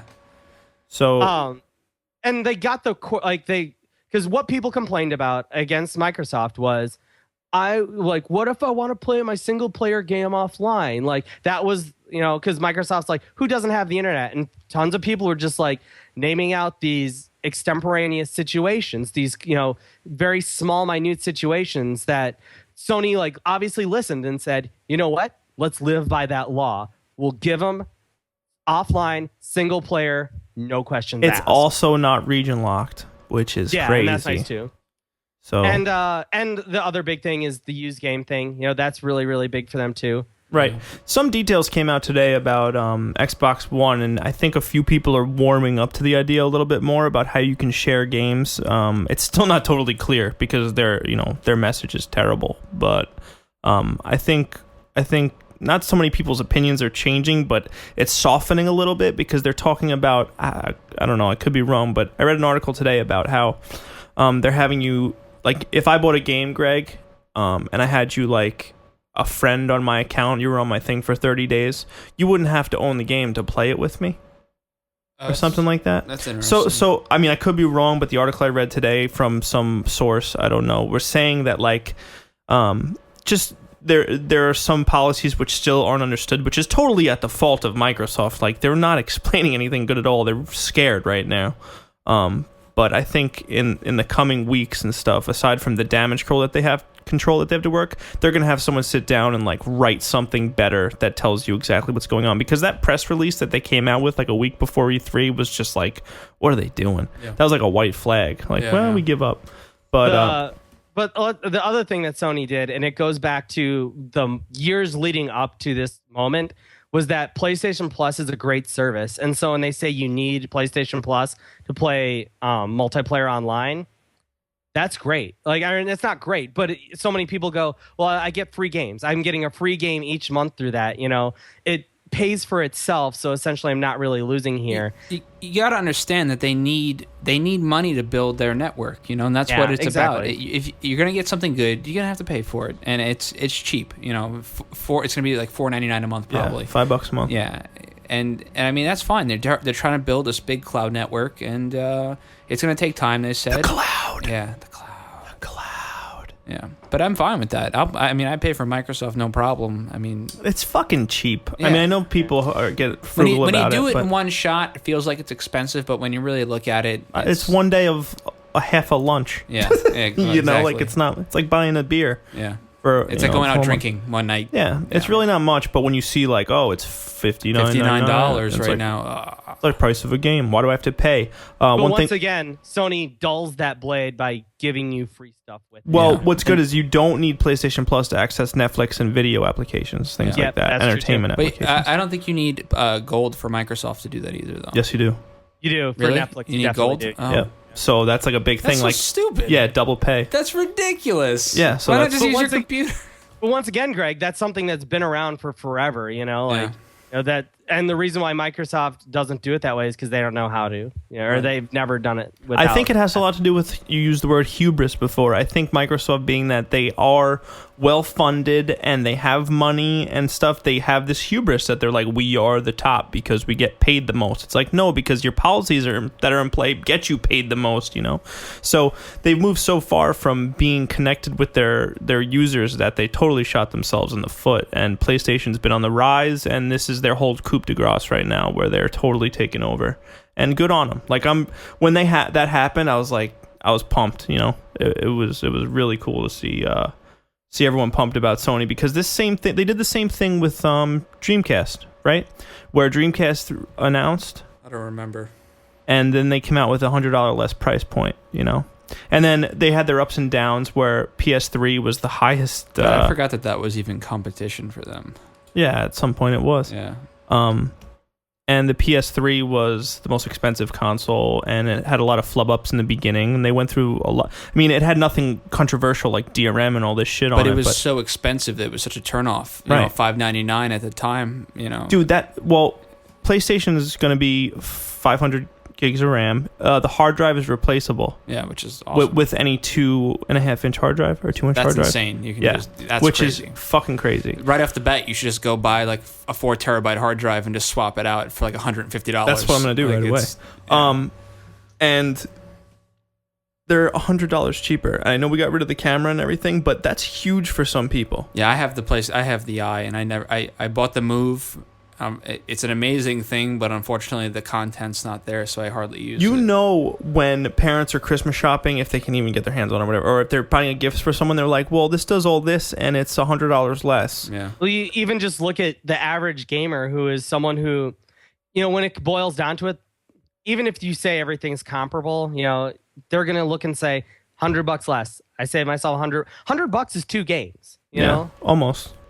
It's your other kid's Christmas present right there. It's another gift. Yeah, so financially, I mean, economically, I should say, the reason Microsoft did so well with pulling so many people in has to do with 2 things. Okay, it has to do with their price point in the beginning, which had everybody on Xbox, and everyone was on Xbox because everyone was on Xbox, and they kept getting a higher user base because everyone was on Xbox. Okay, and the other thing is shit, I forgot what I was gonna fucking say. I was on a roll. Talking about why people are going to switch to PlayStation? No. Why they went to Microsoft to begin with. Well, I mean, it was cheaper. It was out a year earlier.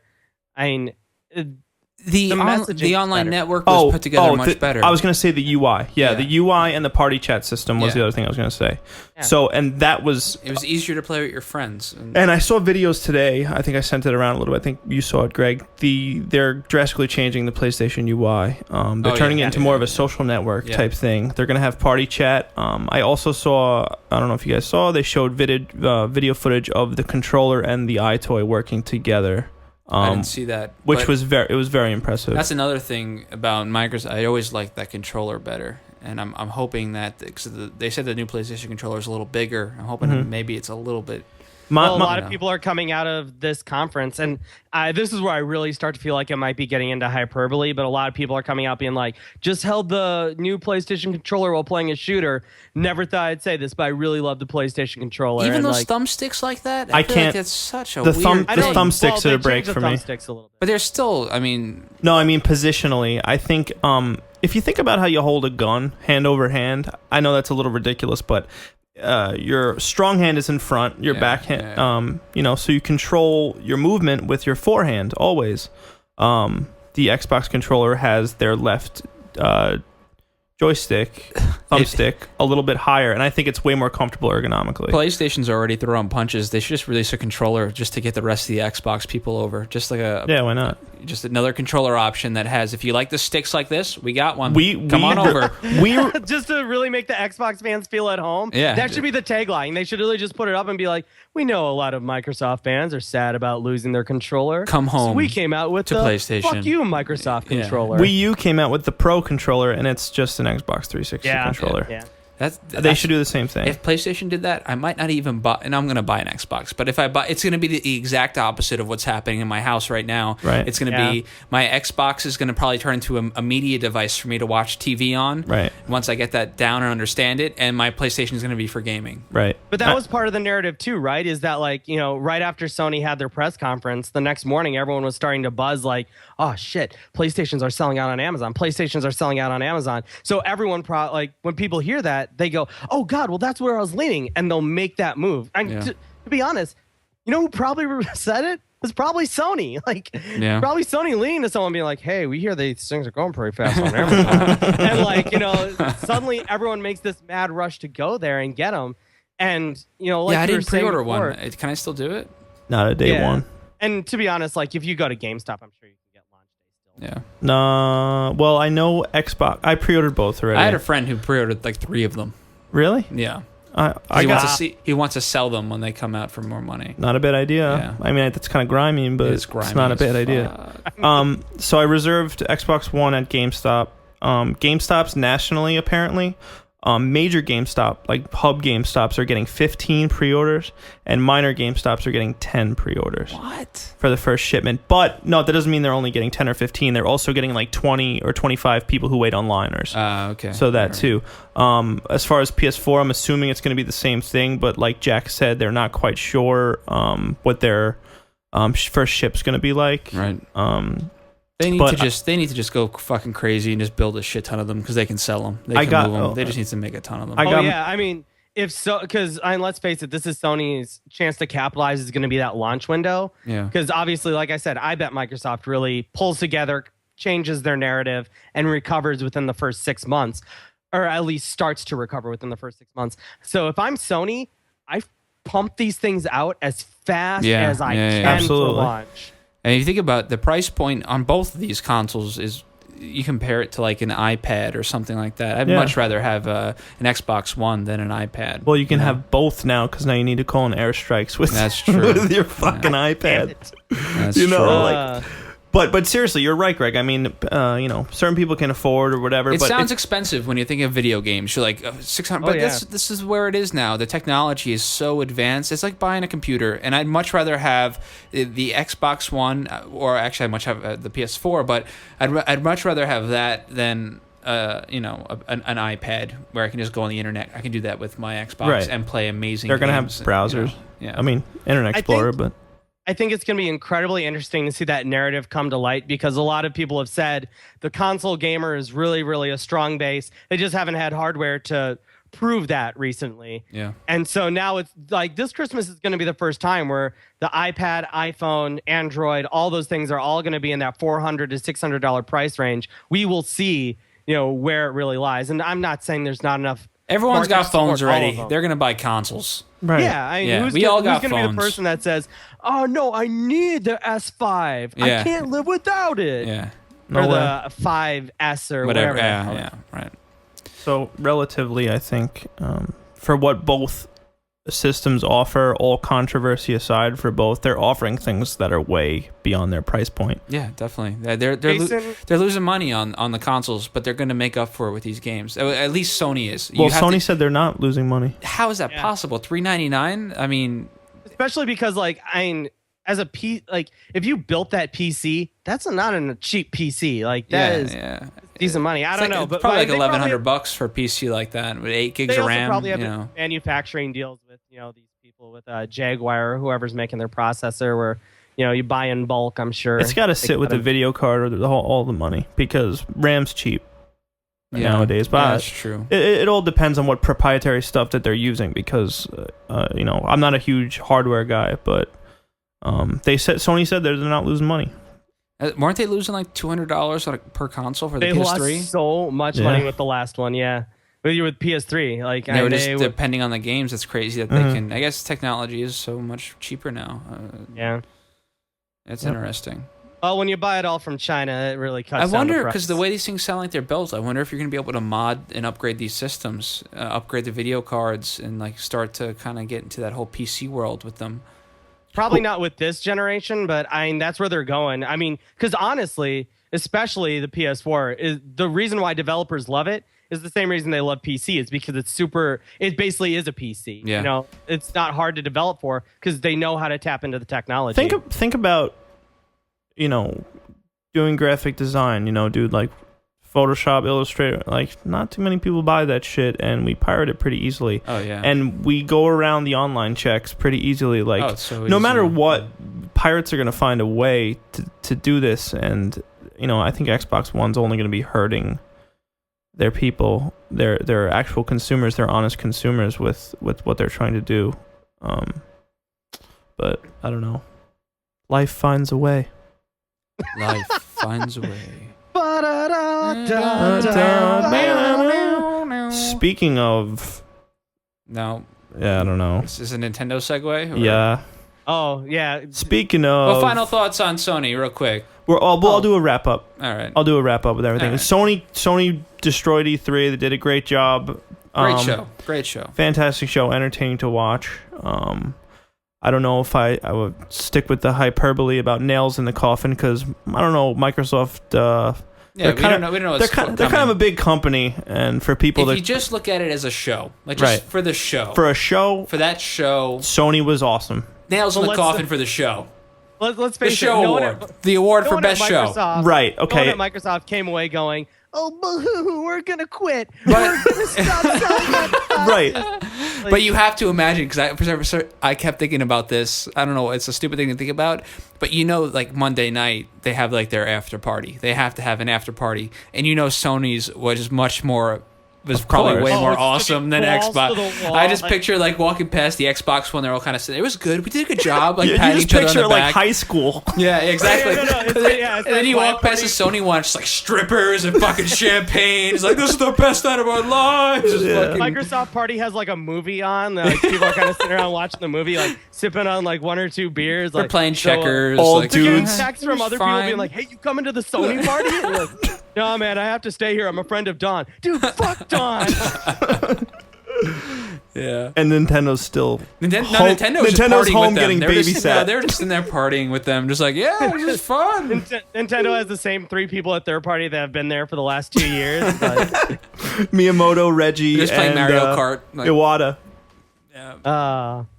So, Oh, no. so we'll wrap it up, but let's move on to the next day. Nintendo did not have a conference this year. Do you guys think that hurt them or that helped them? That was smart. They would have been fucked if they Yeah. tried to compete with what happened there. There's just no especially with way. what they offered. Oh, Oh man. yeah, it would have been a mess. Imagine they do it how they usually. Well, imagine they snuck them all into one day. Say Nintendo had a conference and it was Microsoft, Sony, Nintendo, and Sony drops a bomb, God. and then Nintendo's Nintendo comes out after. Oh my god. Can you imagine? It would just been a bunch of people sitting around being like, man, you're killing my buzz. They would have showed the audience, and they would have just been leaving. Like it would have just been like a Leaving, yeah. very small. Group. We'll see it on the show floor. Like, Like, I not a gotta- big deal. Lines trailing outwards. People are just like, the traffic's gonna be crazy. I'm going now. I'm getting out of here. Wait, Because I mean, if you talk about comparably those 3 conferences, Nintendo's really the fucking bloodbath. Like, Yeah, Right. Yeah. that's not even fair. But you don't even consider it though. Like you don't even put it in listen, there. I think Nintendo carved a niche for themselves anymore. They're not in this console race anymore. They're not. There's only room for 2 up there, and I think Nintendo's got their own thing going on the side, whether they realize it or not. Nintendo is a secondary system, and that's how it's going to be from now on. I called it. I'm calling it again. They are going to be Sega within the next 5 years. I don't think it's ever going to happen, dude. Dude, They have too they are much not money. releasing another console. They are they not own releasing the another handheld console. market, though. Handheld market, Sure. yeah. Sure, they'll keep putting out handheld devices, but those IPs eventually have to go somewhere because once they get past the 5-year marker and no one's playing Wii U anymore, where they're not going to release another console. They're not going to do it. Keeley said the right thing. Like, well, people are going to be buying your console to play Nintendo games because third parties don't want to develop for it anymore. I think what's a really smart thing for Nintendo to do is just keep a firm grasp on that handheld market, and they're good to go for years. They're fine. Well, let's face it. If they can knock that price down to $200, $150, and package that with a Zelda game, they'll get all those dusty Wii U's out of it. To me, it feels like a fucking like a one of those fucking casino games now that you buy at the store that has like all the games on listen. it, and it's all the same. It's like a VTech. I'm gonna get a Tiger. I'm gonna get the VTech Nintendo system that has the same 5 games on it that they just update every year. Like it's gonna get old. It's fine right now. We're still a generation that we still have this nostalgia with it, but kids are going to get fucking sick of it. They're going to get tired of it. And no matter what, if they're not going to compete in the console race, those fucking games have to go somewhere. They have to go somewhere. And it's not going to, but they can't stay alive on Why right not? now because no one's going to just keep buying fucking handheld Mario over and over again. It's not going to happen. I disagree. I think they are. Yeah, you have to be fucking crazy to think that for now until the end of time, that Nintendo is just going to be releasing fucking handheld Mario games. What's the difference between what I'm playing on my Nintendo's Wii U and what's handheld? Because no, it's not that. It's not that what you're playing on your Wii U and what's playing on the handheld. It's about taking these games to the next level. You can only play this game on the same Mario game on a handheld device that limits your abilities to do different things for so long, but it's going to be the same Mario game over and over again. Why not take these IPs and give them expand on them on these other consoles? It's going to have to happen. People are going to get tired of playing the same thing over and over. What are they going to? But they've been making the same thing on console too. No, they expand on game dynamics every year. Every game changes. I'm talking about Nintendo. Yeah, that's what I'm saying. That's why it's old, because they've been doing the same thing, and they're limited by their technology. They are completely limited by the way they do things by their technology. But that's why the handheld market makes so much sense for them. And like Nintendo has much better third-party support on the DS than they do on the Wii U. So that's why I think the DS can continue to have life, is because there is still a market who want, more core handheld games, who like, especially the Japanese games. And Nintendo DS, while selling pretty well here in the US, blast the market in Japan, where that's what Japan really wants. Japan isn't even interested in the Wii U. They want the DS because they really dig the handheld. The only thing market. encroaching this handheld market is mobile devices, and that's the only thing that could be a problem for them. But I don't see it being a problem. They're so far ahead of anybody on the handheld market that I don't think it's an issue. I think it's a waste. Well, you don't play handheld games. But in general, I think they're missing a huge portion of what it's bad business. You know, they could be doing so much more with these games. It doesn't make sense not to. As of right now, like Nintendo's sitting on so much money from the Wii that they're not faced with these decisions. It will be interesting to see in 5 years if that financial constriction really tightens around their neck, forcing them to go elsewhere. But well, I think Greg's right. Greg's right in a way that innovation is obviously going to be king eventually, but Nintendo they have so much money. It's hard. They can't just start selling IPs. That money is going to go away soon. We're just watching the turn right now. Everything is turning right now, and the heat is on right now. I think it started turning on GameCube, honestly. But you watched Reggie sweating while Jeff was interviewing him. Right, it was awesome. He could not handle these questions because he knows what's happening. Everyone knows that they can't survive in these events anymore because they're just not keeping up with everybody else.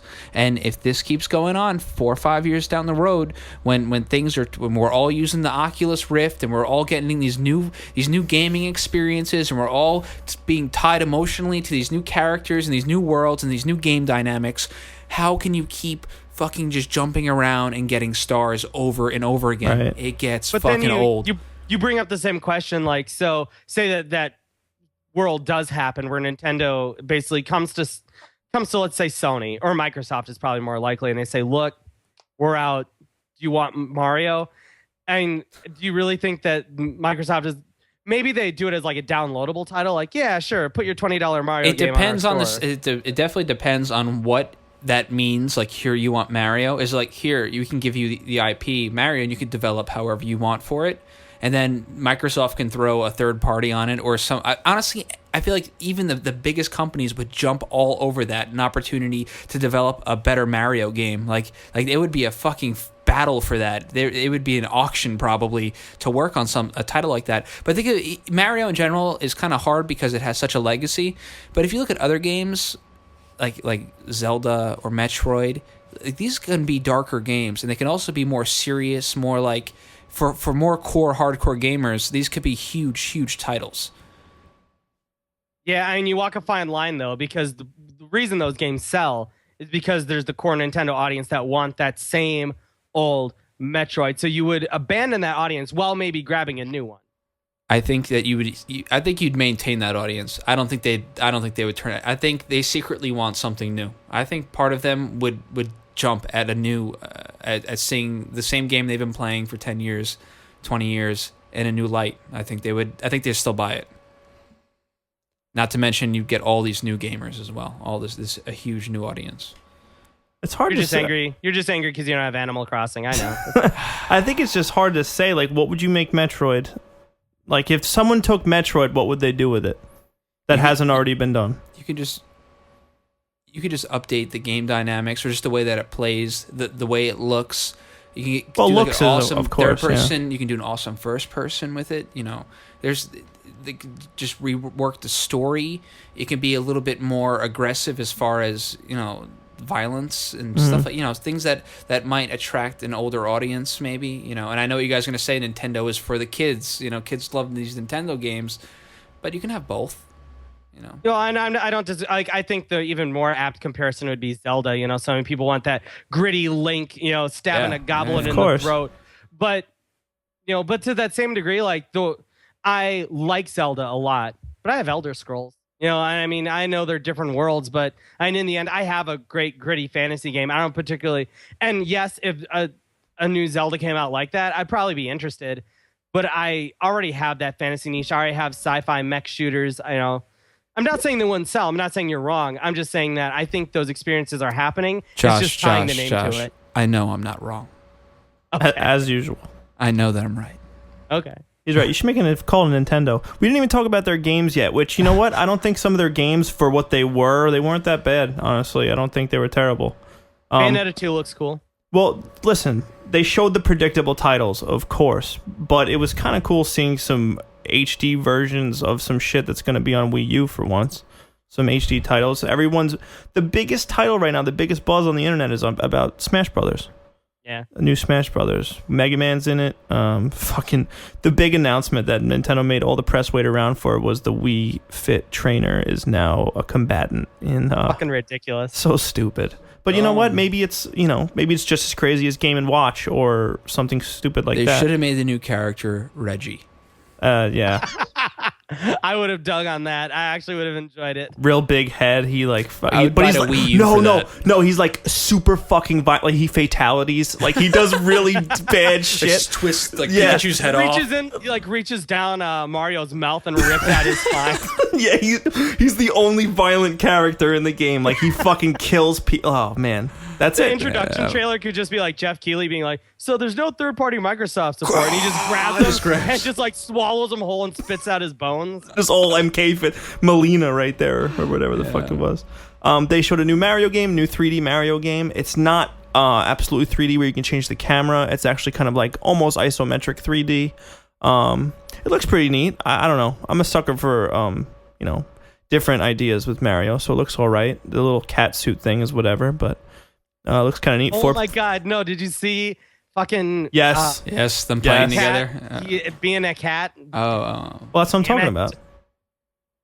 No, but like he actually did his impression of his cat. He's like, I got a cat to this last. Yeah, I've had a cat for these past 2 years or whatever, and he's like, oh my god, it's almost sad at what Miyamoto has like just become. Well, he's becoming like the Michael Jackson of gaming. Like he's becoming like a recluse, like losing his mind slowly. Well, who was talking? Was it you or Mike Califano? He was like, I feel like Miyamoto's just like this fairy. It was Mike. It was Mike. Yeah. He's like, I feel like he's just like a fairy who lives in a little tree, and like he just comes out for these conferences, and he's just like happy and clueless about the world, and plays with his little Pikmin dolls. And someone should run him up a toothbrush every now and again. Oh, you're worried about his dental hygiene? Something happened. No, it's just unappealing to see him come out with his brown teeth.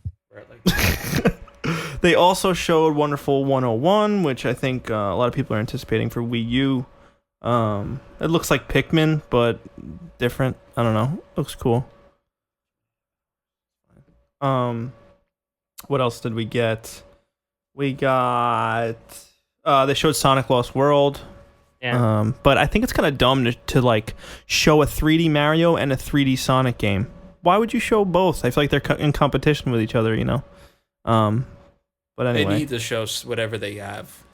Nintendo's going to show everything that they have. So and like that's what's really sad is that you think maybe PlayStation and Microsoft held back on some things that they still have cooking. Like for instance, you are absolutely dumb if you don't believe there's a Fable and Gears of War game in work somewhere right now. Yeah. Obviously, Plus all like the third-party content that's just sitting on the side right now that Nintendo has zero of, Exactly. And so Nintendo's literally, it's sad that Nintendo was like, here's everything we have, please. Yeah. And Bayonetta, which there's some fans out there, like I know Nate said he's big on Bayonetta, but I never got big into it, so it is what it is.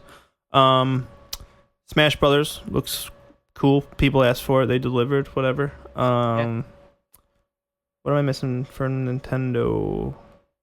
Oh, my favorite, Donkey Kong Country. I don't remember the name of it. It's some stupid Tropical Freeze Rush, whatever the hell it's called. You can see the hair on Donkey Kong. Yeah, he's like so real. It's like, bro, you're a little late to this current gen here, but I love Donkey Kong, so that's something to look forward to. But once again, it's these Nintendo games. It is what it is. And the thing that was the best about Nintendo was when Keighley grilled Reggie. That was my favorite part of the whole thing. And he was stumbling and sweating and ready to kill him. I feel like I was watching like WWF. Like it was like almost like a skit. Listen, brother. Yeah. Yeah.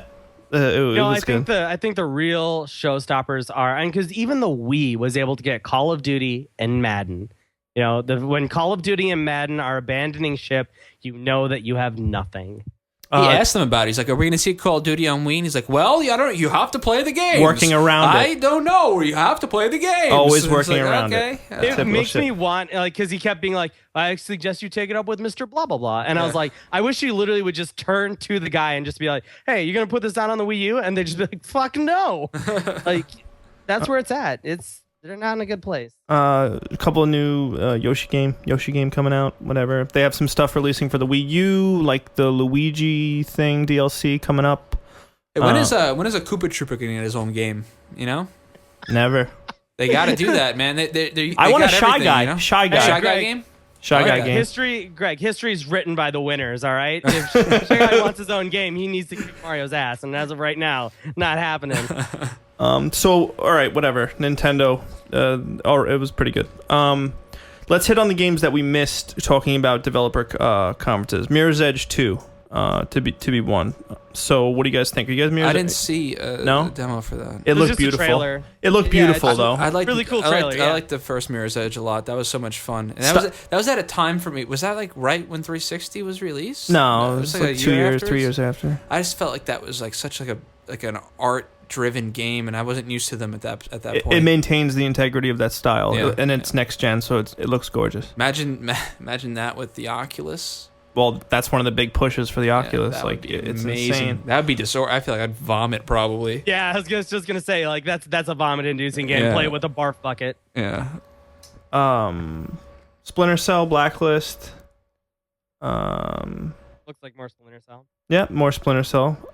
Big one for a lot of fans out there. Star Wars Battlefront got a teaser. Battlefront 3. Yeah, Star Wars. Yeah, I'm pumped. It's not an E3 unless you show it the Star Wars game. So yeah, I mean, it is what it is, and like, I don't want to. I'm definitely sugarcoating it. Like, that game could be very generic, very garbage, but I just have to get excited about Star Wars. I love Star Wars, right. So I hope it turns out. I hope they don't screw it up.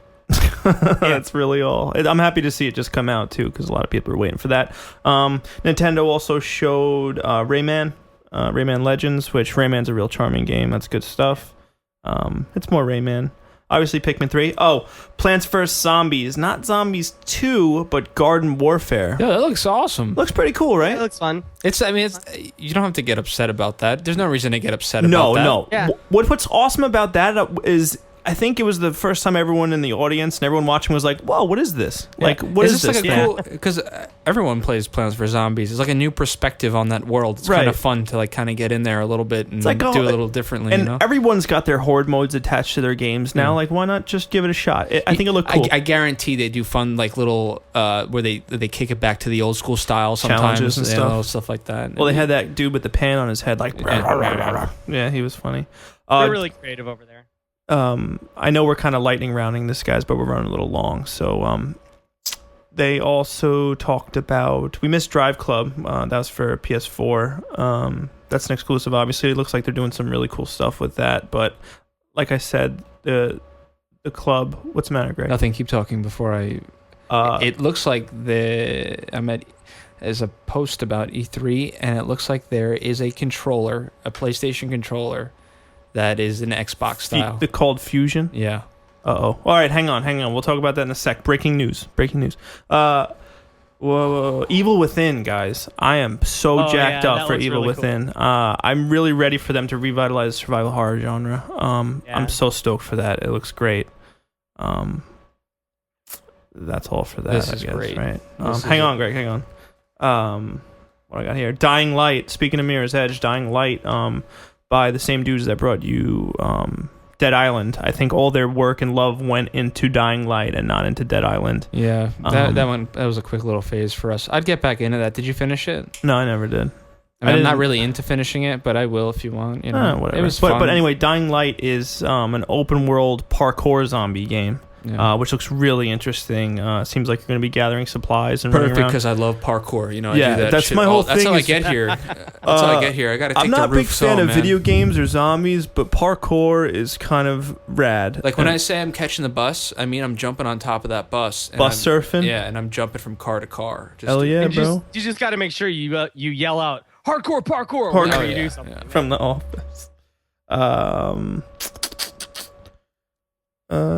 Just Dance 2014. All right, everyone, get ready to just dance again. Drake. Usher. I love it. They had it's like Drake. His name was up there, and everyone's like, "What?" Oh, Nintendo showed a new Mario Kart 8, where you can be upside down on the tracks. Whoa. All right, I was wrong. They do have some good new game dynamics. I was wrong. Yeah, totally wrong. I was wrong. Yeah. Time to eat some crow, Greg. Need for Speed Rivals. I hated that demo for that. Yeah, whatever. Too many car games. It was so long and confusing. So many car games. And then they had to show the Need for Speed movie along with it. Oh, yeah, and Aaron, what's his name? Aaron... Sorkin? This guy from Breaking Bad. Aaron Sorkin stuff. Can you imagine the Aaron Sorkin Need for Speed game? Like, there's just two people standing like on either side of a car, like talking really fast to each other. South Park Stick of Truth had a quick little thing. I don't think it was long enough. That didn't look good at all. South Park, it's going to be a good game. I think it's going to be good. I don't know. Aaron Paul is his name, and he came out and he was like, I really love being at was it E3? Yeah, I love being at E3. Man, all right, bitch, check out my movie. How many of these goddamn actors come out and they're like, totally a gamer, dude. I remember playing Tetris back in the day. I played Tetris now? I totally played Pong, and it was awesome, and I love games, so I'm so psyched to be here. All right, check out my new movie. It's coming out. What's your current Mario situation? There's still one of those still around? Trials showed 2 games. People that are fans of Trials look pretty cool. They had some different stuff. I know I'm lacking on the details, but whatever.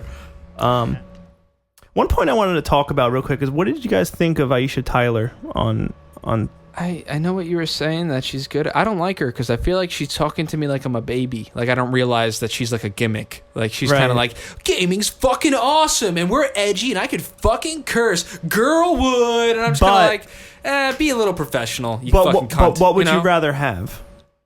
I'd rather have someone professional come out and talk about the shit. All those French guys talking from... No, but there doesn't have to be that. I don't have to have I don't have to have, the polar opposites. Polar opposites. Yeah. Like the crazy girl who comes out who I personally don't feel like she knows what she's talking about. I feel like she's just really good at talking. Pretending. Yeah, pretending. But at the same time, I can tell she's pretending. Like, I could tell she's kind of like trying to make it edgy and sexy, and it's not really working for me.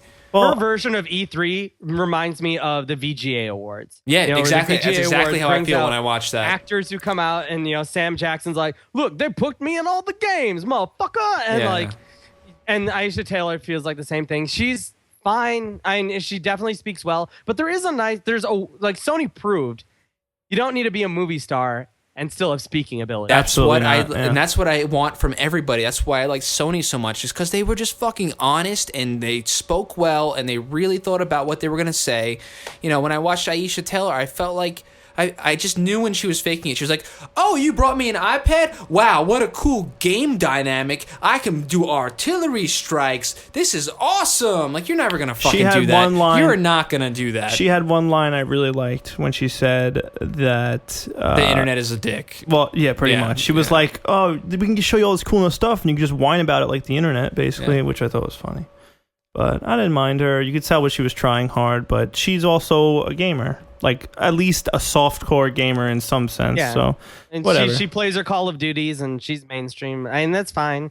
It is what it is. Yeah. I mean, I don't like her. This was definitely by far not the most cringeworthy E3 I've ever seen. So no. Well, I think 2012 was the worst, right? Was that last year with Mr. 2010? Mr. Caffeine, wherever the fuck his name is? Yeah.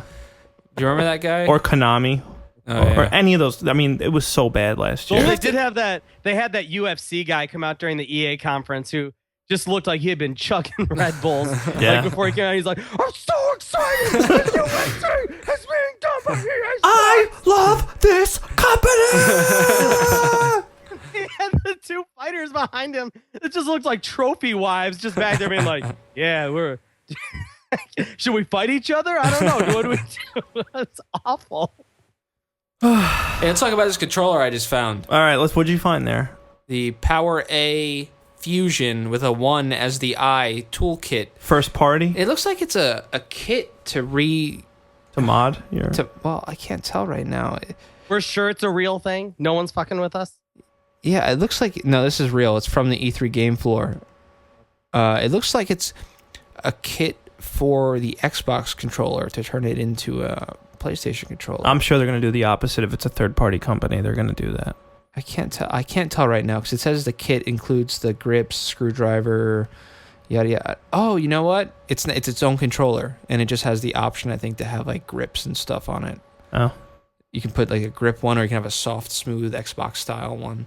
Oh, cool. Whatever. I love that because that's the only thing that I miss when I play PlayStation. What concerns me about that is third-party stuff is probably a lot less money going into the design. But who knows? Maybe it'll be an I'll pay $60 for a good, Yeah, like headphones or whatever. Yeah. But all right, man. E3 was fucking good this year. I mean, despite a lot of controversy and stuff, we got a lot of games that look really good. I mean, the launch games and launch window games, but there's a lot of stuff on the horizon that I think everybody as gamers collectively, we have to look forward to no matter what. No matter what platform you swear allegiance to or what you love, I think everybody won this year. A lot of really great stuff. So that's it. Yeah, man. Well, we still got I mean, next week we'll talk more, obviously, because more stuff. We still have another. Yeah, we're getting a little long here. Another day. That's fine. It's E3, man. That's it. Party on. It's gonna be a big file. It's all right. Take a little longer to upload. We'll have our problems. But I don't know. Should we touch on the points we spoke of earlier, Josh? I think we kind of already have for the most part. Do you want to just kind of do some like quick fire final thoughts from everyone? Sure. You start it up then. Okay. I thought that the reason why E3 is awesome is for pageantry, and pageantry breeds hyperbole. Hyperbole is great because it's interesting, and I thought that this year was incredibly interesting because I really enjoyed the excitement that there was, and I think the industry in particular was in desperate need of excitement this year because, let's face it, skeptics have long been talking about the future of console gaming, a niche audience versus mainstream. It was really refreshing to see it looks mainstream this year. And, it's not just you. It's not just the three of us. It's not just game journalists who are talking about it. All my friends are talking about it. I have people chatting me up on Twitter being like, hey, what does this mean? What's the difference between first and third party? And just, being able to talk like that to people means that they're really interested. We have the ear of the mainstream right now, and it's just a great time for games. Oh, and Elder Scrolls is going to be fucking awesome.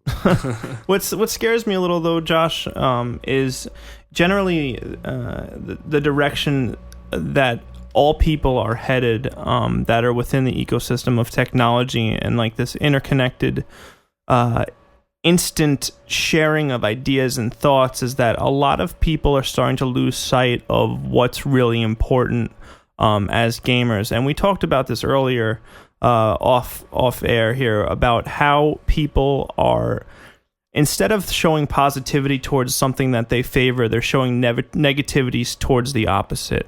And I find that it only hurts everybody in the long run when someone is damning something else or when someone is fanboying something else or anything like that. I mean, I made an analogy earlier with you, Josh. It's like the person who loves Pepsi fucking hates Coke. Why? Pepsi wouldn't be what it would be without Coke, et cetera, et cetera. No matter what, at the end of the day, everyone is drinking soda. This is what we're going to get as a consumer. Consumers will always win no matter what because you have a choice.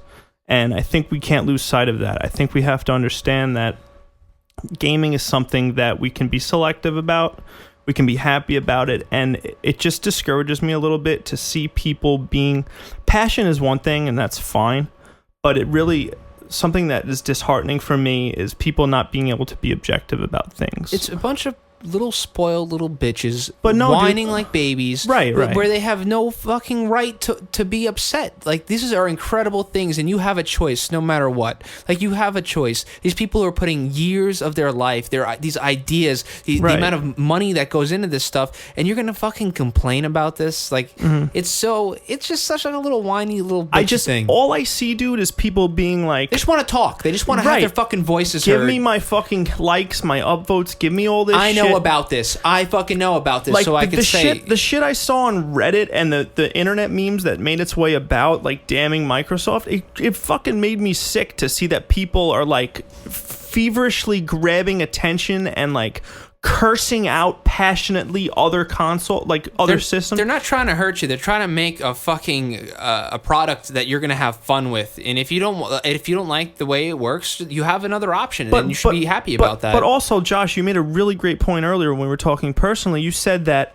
you know, no matter what, if Microsoft does not show their best, and I said this too, is that it's only going to hinder the entire market and the entire industry from growing collectively. Like what that's doing. I mean, it's the Madden analogy. You know, when Madden had to compete with NFL 2K, we had two really great football franchises. When Madden bought the license and, you know, basically became the only game, it got stuck in the mud. It started to really suck. Right. And that's true. Like, I mean, if Sony fans, if the crazy Sony fans really got what they wanted, and Microsoft was like, we're out, we're done, you know what? Enjoy Sony. And Sony would have a giant parade on the street. But in the end, we would lose because Sony would start to dictate the market and say things that they don't want to. But that's the beauty of competition, is that Microsoft is like, people are pissed at Microsoft, but I guarantee you Microsoft will be better because they need to succeed. Absolutely. People think about PlayStation. PlayStation launched at $600. People were pissed, and that's where first-party studios, like, they aggressively chase first-party studios, chase the indie scene, made better development choices, made better online choices, and the same will happen. There is the room for improvement, 100%. My issue is with people that they exemplify just utter hatred towards things that just like we have no. It's once again, it's me bringing up the same argument of entitlement. Like I feel like people are like, fucking Microsoft is fucking it. Like no, they're not. They're taking their company in a direction that you're not comfortable with. So don't go with them. Or you don't understand. Same thing. Yeah, that's really Greg, you're absolutely right. That's really what it is that people, and it's Microsoft's fault, but people who are into it, like I can look at it and I could say, look, I know what Microsoft's doing. They're preparing for the future. They're looking 7 years down the road, the way the world's going to go. We're all going to be, as much as you hate it, we're all going to be in the cloud in 3 years from now. I take so much shit recently from people that they ask me, what do you think of Microsoft? What do you think of Sony? And I give them my honest opinion, and they're like, you're fucking defending Xbox. And I'm like, no, I'm looking at the video game market objectively and as from a journalistic point of view. And it becomes really frustrating when I'm constantly arguing with people that are saying like, Microsoft is fucking dead, nail in the coffin, that's it, it's over, they fucking suck. Like, it's disgusting to see. It's like, I brought up the analogy of, it's like fucking people who are animalistic about religion and politics. It's like you're screaming to people who don't want to hear you. Yeah. Like, it's unbelievable. And hate breeds hatred, and it just...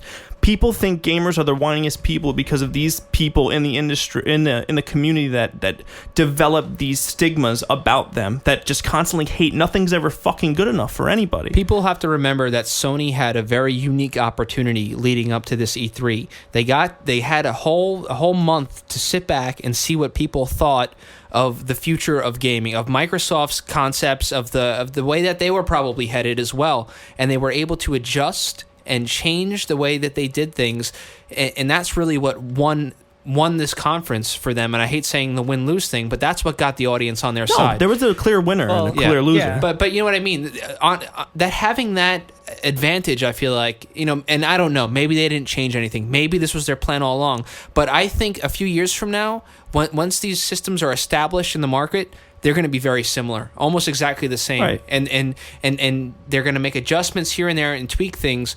But Microsoft just said, you know what, this is the direction it's going. Sony probably knows that, but Sony at the last minute was like, we need to sell these consoles. We need to get them into the house. Absolutely. So we are going to tell them exactly what they want to hear tonight. Absolutely. And that's how good we're business. Yeah. I also I think you were right, Greg. I think Sony did win at least the mind share, and they'll win the launch. Absolutely. But the thing that really that Sony should be nervous about is the fact that a lot of people who are developing right now for the Xbox One are talking about their dynamic ability to use the cloud and automatically connect their content to users.